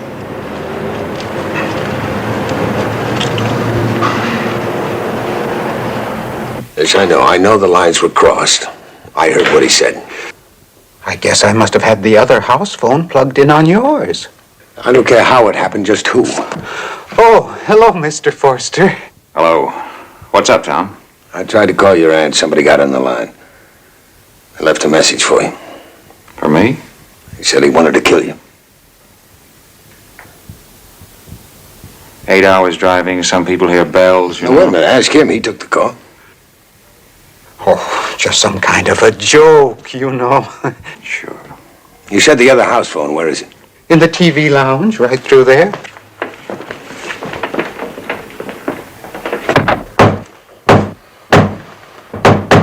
Good, that's good, Pete. Now we gotta get everything in place.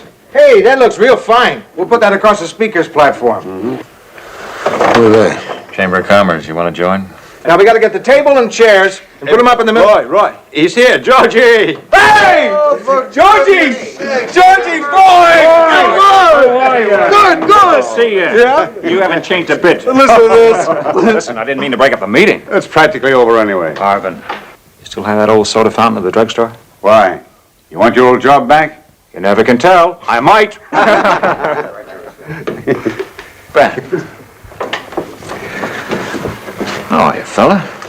Oh, about the same, I guess. Don't have to ask about you.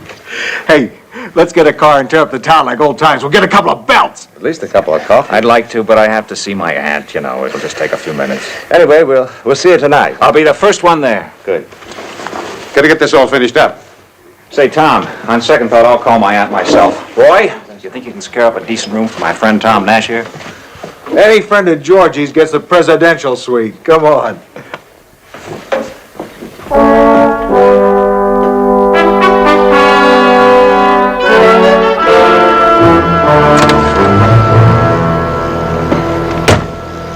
Great bunch of guys. Which way to your aunt's? Down the corner and turn left. Hey. Friend's place looks run down.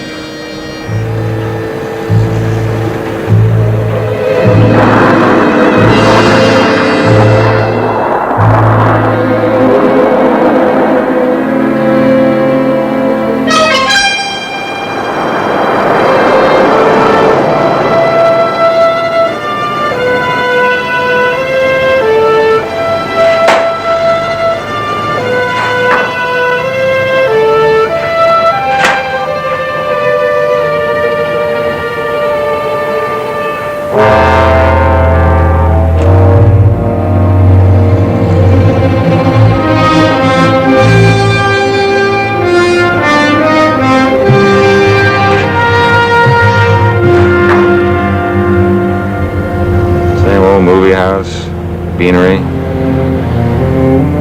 Same old town. You looking for someone? Maybe. Kid who used to live here? Georgie Forster. Don't spend too much time looking for him, not after that phone call. Look, this is my town. These are my people. Aside from my aunt, that's all I've got. I was only saying. You said it, I heard it. Now let's forget it. There's the drugstore.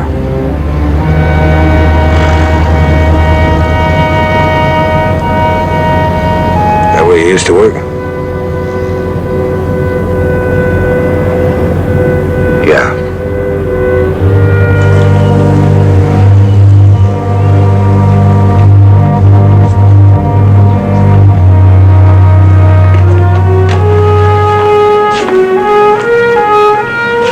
Your stomach's acting up. He must be back. How does he look?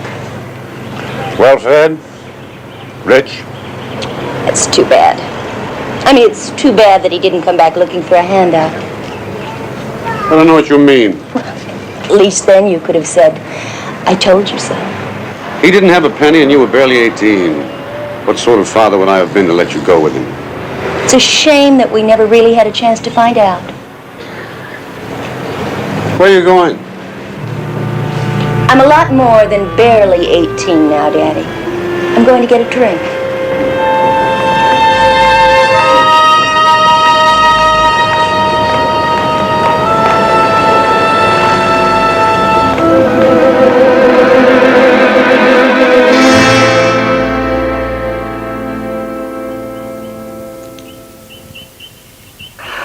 So wonderful to see you again. So wonderful. I'll be coming back often now when we start building our first factory. Now I have some business with Mrs. Herdick. I don't like to be alone. You won't be. I'll leave my friend with you.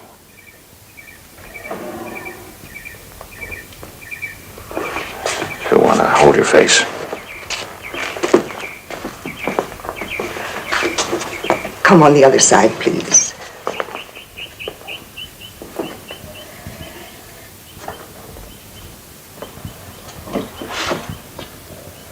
Your nephew told me all about you. It's a good face. Did you meet Nora? No, ma'am. It seems so right, the two of them. Take him away. Ma'am? Take him away before this town breaks his heart.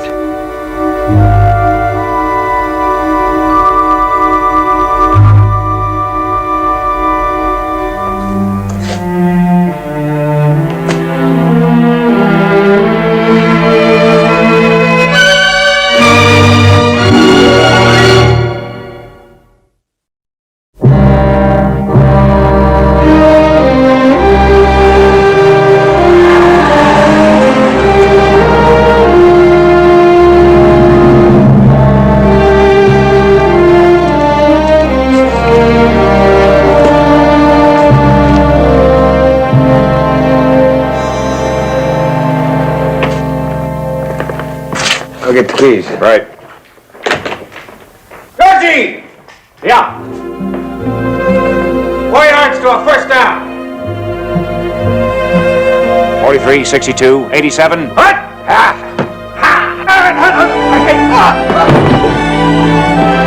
You all right?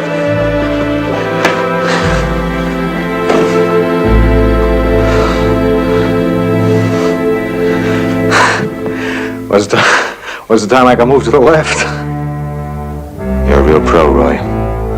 Almost, but not quite, right, Georgie? Tom, might as well get that basket of fruit and run it out to my hands. Yeah, sure. And don't forget that seating list. Don't bother with those.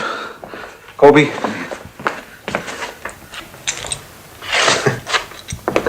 Room number 7, Georgie. Lucky number for a lucky guy. Thanks, Roy.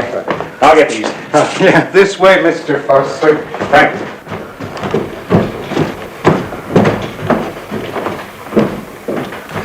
Are you a friend of his? Like that. You know why anyone in this town would want to kill him? Georgie? Kill Georgie? You flipped or something? Boy, you better get off that stuff. He's like saving this town from the Walking Dead. Who'd want to spoil that? I don't know. You talked to the chief? No, he wouldn't let me. Probably some old crank who caught him stealing pizzas 30 years ago. I gotta check on the party setup.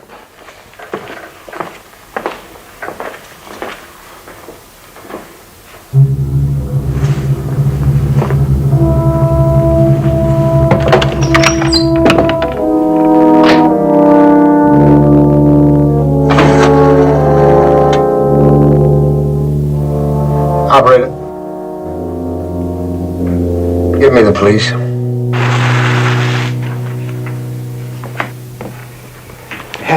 Well, here you are, Mr. Forster. Oh, you don't have to do that. If I had to, I wouldn't. Thank you very, very much. Thanks a lot.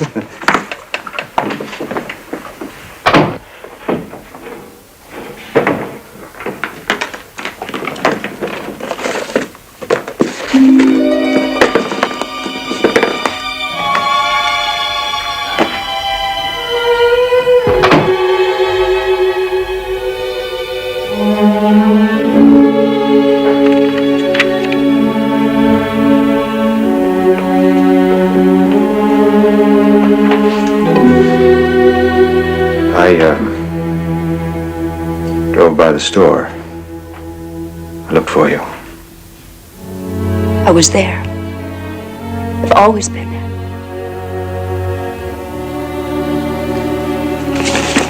Is this the new industrial city you're going to build for us? Yes. Let's talk about us. Yes, something. I needed a drink to get myself up here. To see me? Well, you're an important man, George. Then you always said you'd make something of yourself. You said things too, Nora. We both said a lot of things. Here comes the cavalry. Ardmore is saved. Very funny. It's true, though. But they're not worth it. Nora. You age very well, George. I've kept active. What about you? Well, you know what Ardmore is like. What the devil is it? I have to shave lotion? What? Well, I move here, you move there, like magnets that don't match. You still get angry when you don't get your own way, don't you? Well, hooray. At least you remember something. Please. Nora, there's no place to run. The world's too small.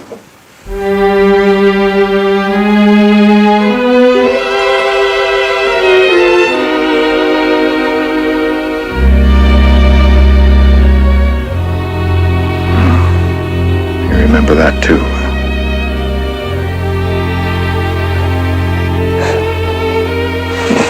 Hey, there's nothing to cry about. It's been so long, George. And you don't know me anymore. Well, we'll have to do something about that. Yes. I guess we will. Easy, easy. We're not a couple of kids anymore. Hey, George, open up in the name of the law. I'll get rid of him. Now, you wait. You hear?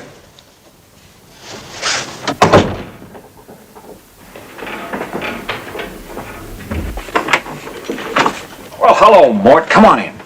Thanks, George. Need a witness on that parking meter case? No, we've got him cold, but you're another problem, George. Nothing in the world like feeling wanted. I mean security. You're a big, important man now. Make things easy for me. Let me detail some men. Who you been talking to? Oh, some kook. Called me just a minute ago. Wouldn't give his name. Said if you ride in the parade, you're dead. 2 men? No men. Would you carry a gun? My coat wouldn't hang right. 1 man. Mort, I mean it. I'll walk. I'll kick the whole thing. I didn't come back here to be surrounded like a king or a gangster. What then? I've been hunting for the right spot for 2 years. If it came up Ardmore and the project does you some good, swell. I'll even buy the speeches and the parade. But if you start listening to every joker that calls... I had to go through the motions. See you tonight? You bet. Glad you came over, Mort. See you, George.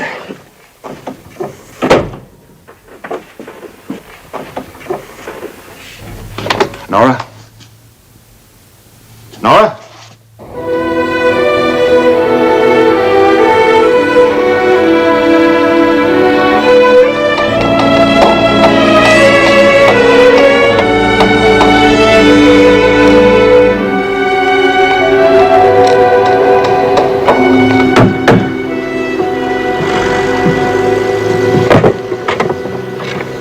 Excuse me. Would you see that a section's roped off for Mr. Forrester's friends? You bet. Thank you.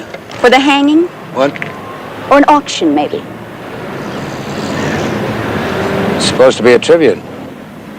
You're with George, aren't you? I work for him. No. Nobody works for George. You're either with him or he fires you, right? You're Nora, aren't you? His aunt mentioned you. I go out and talk to her sometimes. I'm going out there now. Can I give you a ride?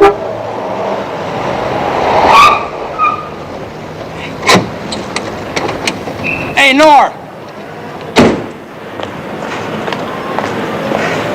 Guess what? You've got a bottle in the car. So, let's go. Not now, Charlie. I'm busy. All of a sudden, you're busy. The minute the big guy waltzes in town, you forget your old drinking buddies, don't you? Charlie, please. Wait a minute. I don't think the lady wants to go with him. If I'm paying for the booze, she wants to go, buddy. Now, you stay out of this. It doesn't look like it, does it?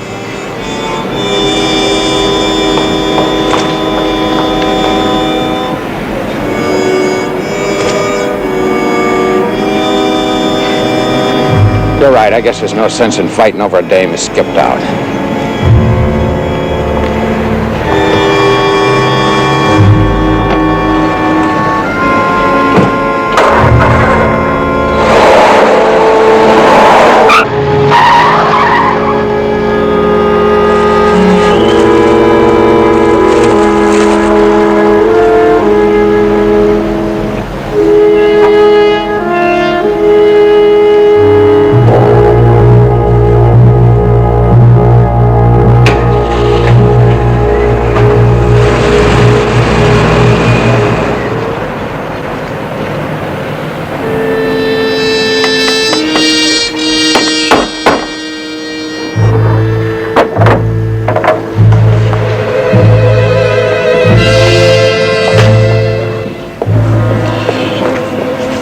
To see him, didn't you?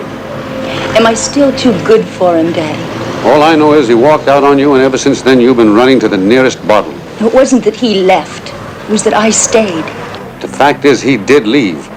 If you don't care about yourself, I do. You care about this, Daddy? What is that?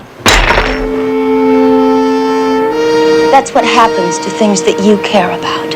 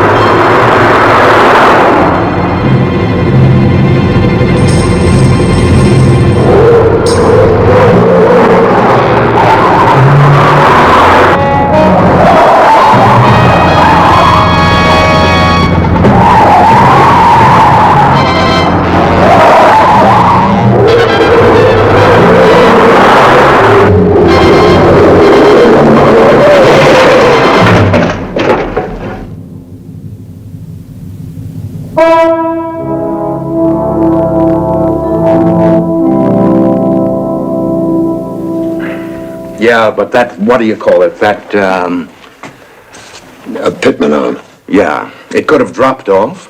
Well, I think somebody loosened it. That's kind of serious talk. I checked that car before we left. You got this notion somebody's after George. It's not a notion. Not to you. Well, I just think he needs protection, that's all. I tried, but he wouldn't buy.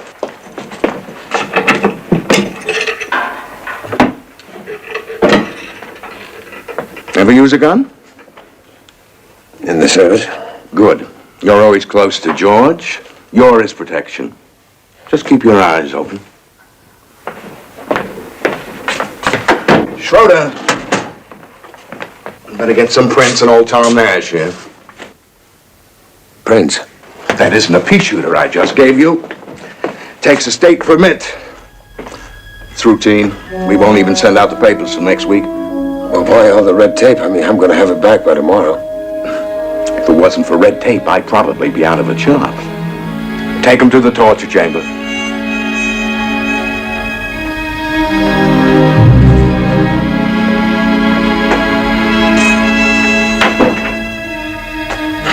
I don't know. I'd hate to see George blow his stack. What for? On that gun permit. If Tom Nash were put on the spot somehow because we dragged our feet with the paperwork.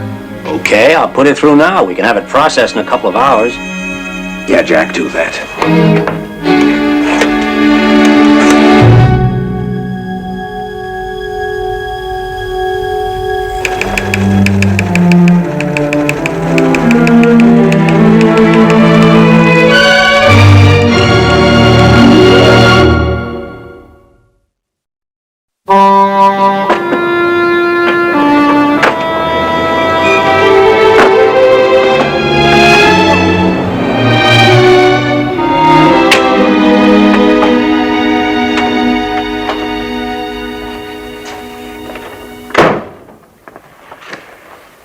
I'd like the fruit. I didn't get to your aunts. Why not? All of a sudden, I ran out of steering and brakes. You could have been hurt. Well, you could have been killed. That was the whole point. What's that? I've just been fingerprinted. Why? Compliments to the chief.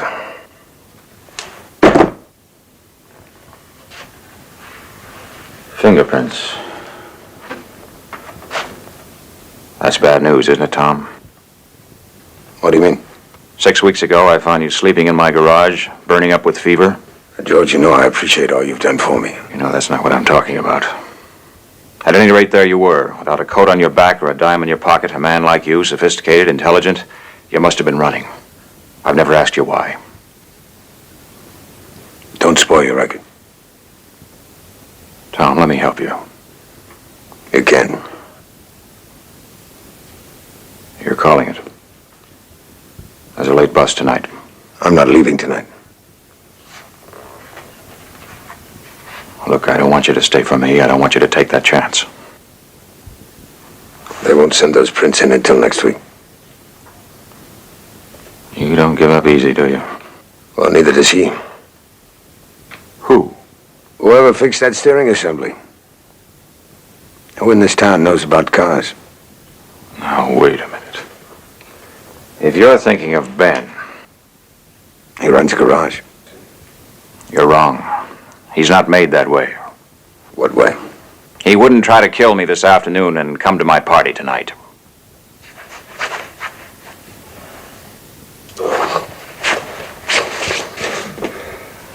Maybe I won't go to the party. Frayed cuffs, empty pockets. Like I was advertising that I never made it. Then stay home. Do us both a favor. I told you I can handle George. I told you. You stay away from him. Just put my hopes in my loving husband, who doesn't bring in enough to feed the cat.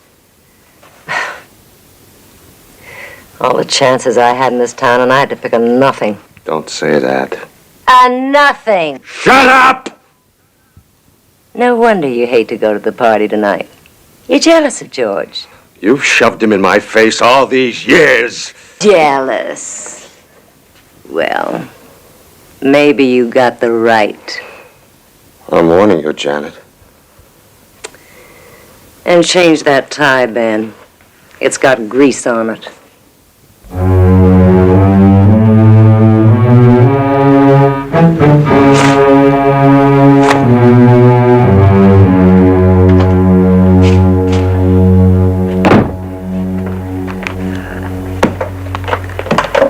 Hey, Schroeder, everything's quiet. If anybody wants me, I'll be across the street grabbing a bite.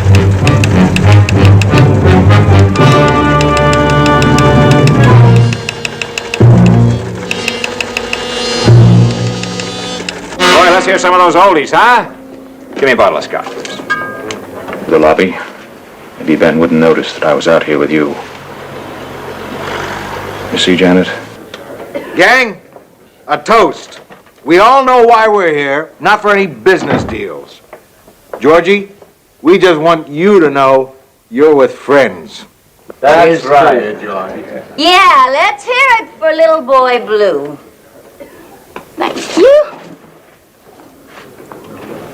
Come on, what kind of a deadbeat party is this anyway?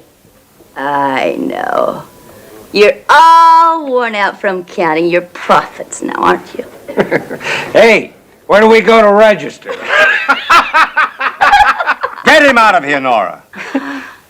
Ben, dear Ben, I never thought you'd speak up. Took a lot of that old jingle jangle in the pockets now, didn't it? Isn't that it? Aren't you in the wrong place? Your bar is down the street. Nora, what's this all about? Ask Mrs. Willoughby. She'll give you the whole scoop. I'm asking you. Let me go, Buster. I have a date. What's going on? Let me go.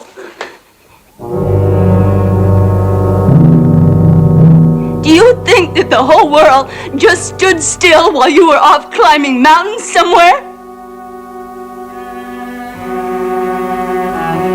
Get me out of here, Charlie.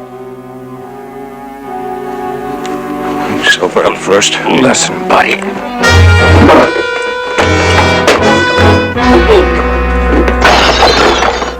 Let him go. Come on.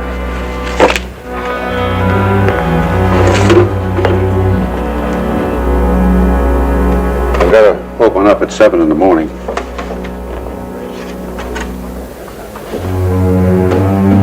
Hey, Ben, not you. I'm sorry, Roy.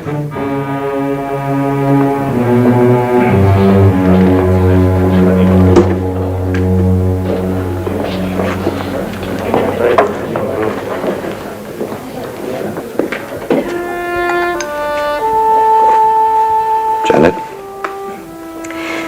I messed it up. The whole thing. It's all right, honey. It's all right. I spoiled it for you, Ben. Listen, maybe you can have your hair done tomorrow before the parade, huh? You know what he said, Ben? He said you were too good for me. You see? With all his money, what does he know? Let's go home.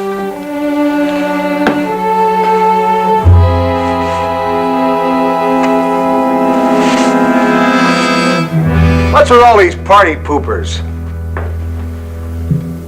I guess the party's over. Still early, we could go for a walk. I'll go up and get a jacket, meet you up in the room. Good night, Ben. Good night.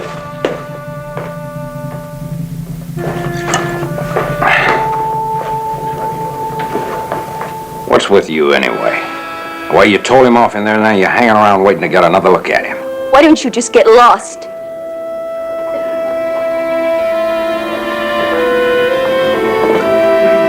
Got a light, John? Yeah. George, I'm sorry about the party. Oh, that's all right. What, Roy and Tom and I might go out on the town. Good night, George. Good night. Well,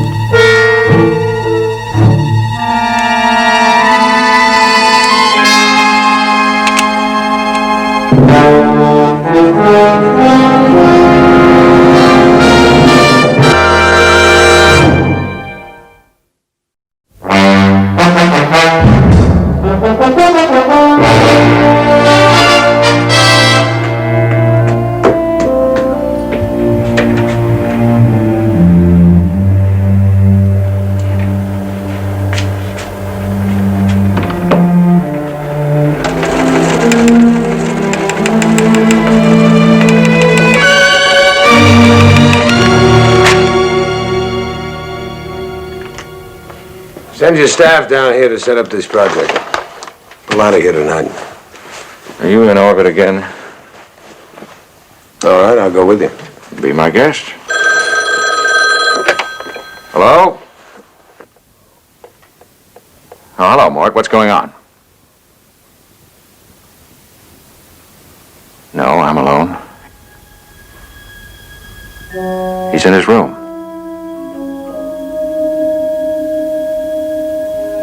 Kimball.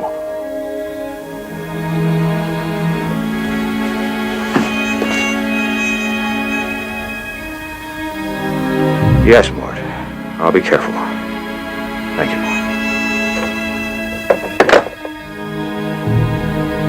Georgia. Chief's on his way up here. Take the rented car. George, I didn't kill anyone. You better get going. Hey, how's for that walk?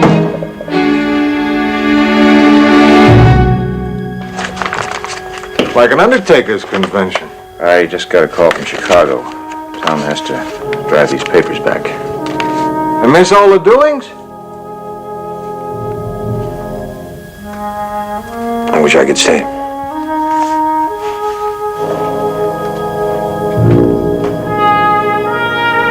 Well, now, what's all this talk about a walk?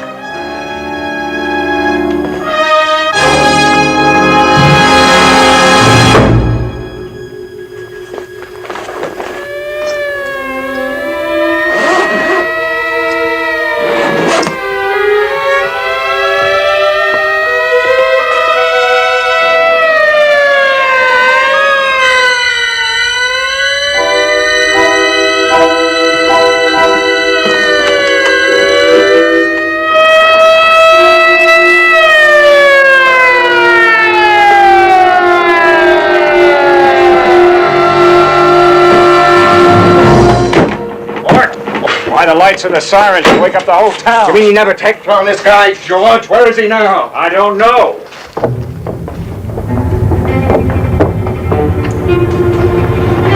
So I went up to his room, but he was gone. He must have suspected something. Which way do you think he'd head? River, I guess. Jack, check out his room, see what you find. Schroeder, check the banquet room and the alley exit.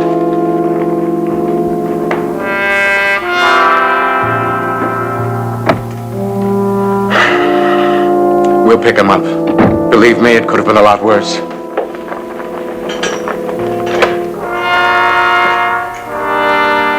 I've heard some sharp lying in my day. Everybody deserves a break sometime. I guess. Trouble is, some guys just get the bad ones. Let's walk.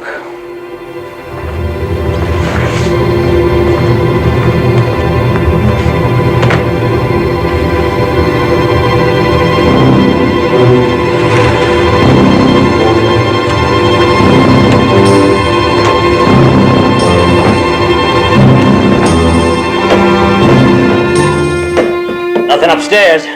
Give me a light.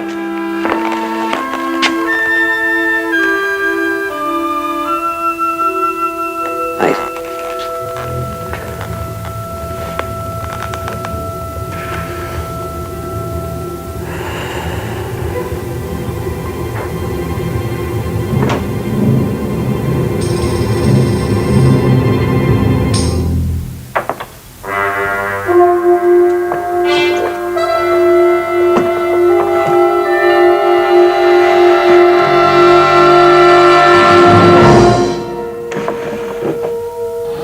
Roy, I just got home.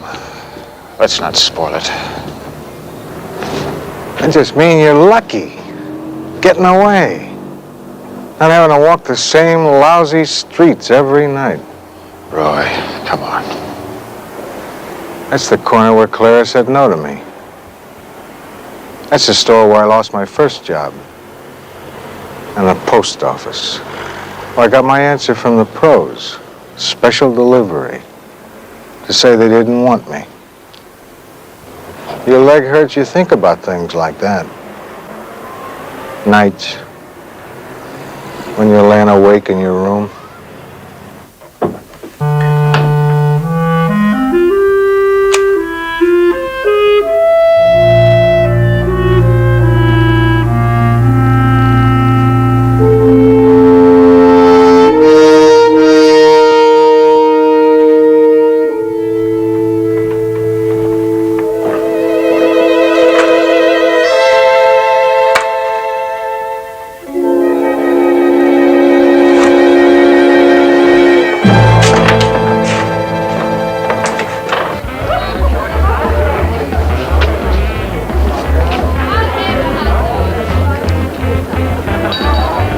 You don't remember that joint?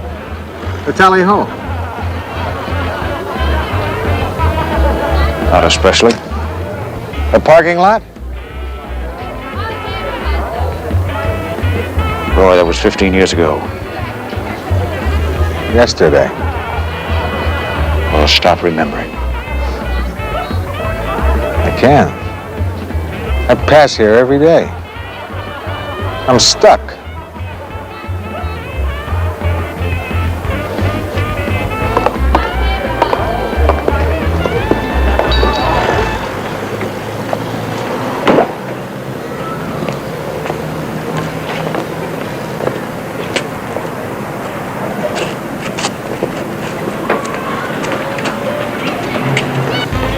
I had it all, Georgie.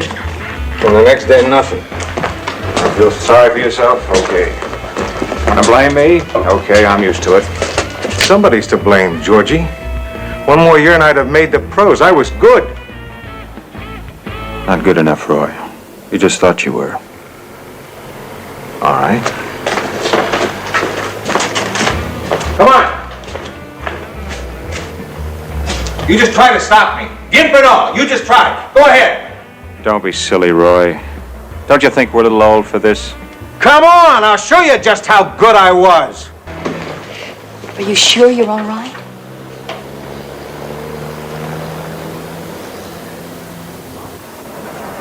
Yes.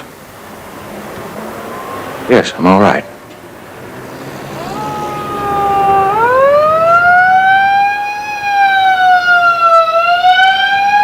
He needs a ride out of town. Just so happens I was going that way. Come on.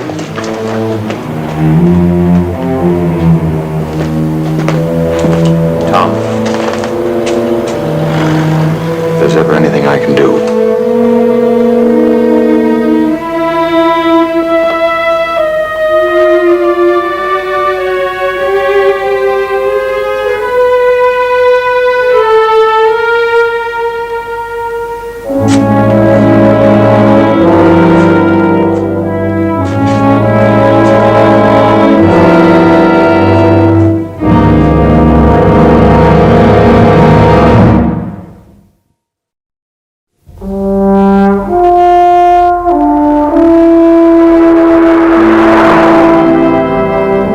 The bus stops a couple of miles up ahead. Thanks. Poor George. It's pretty rough to come home looking for old friends. Find out they don't exist anymore. Well, he has one friend. Let's make that two.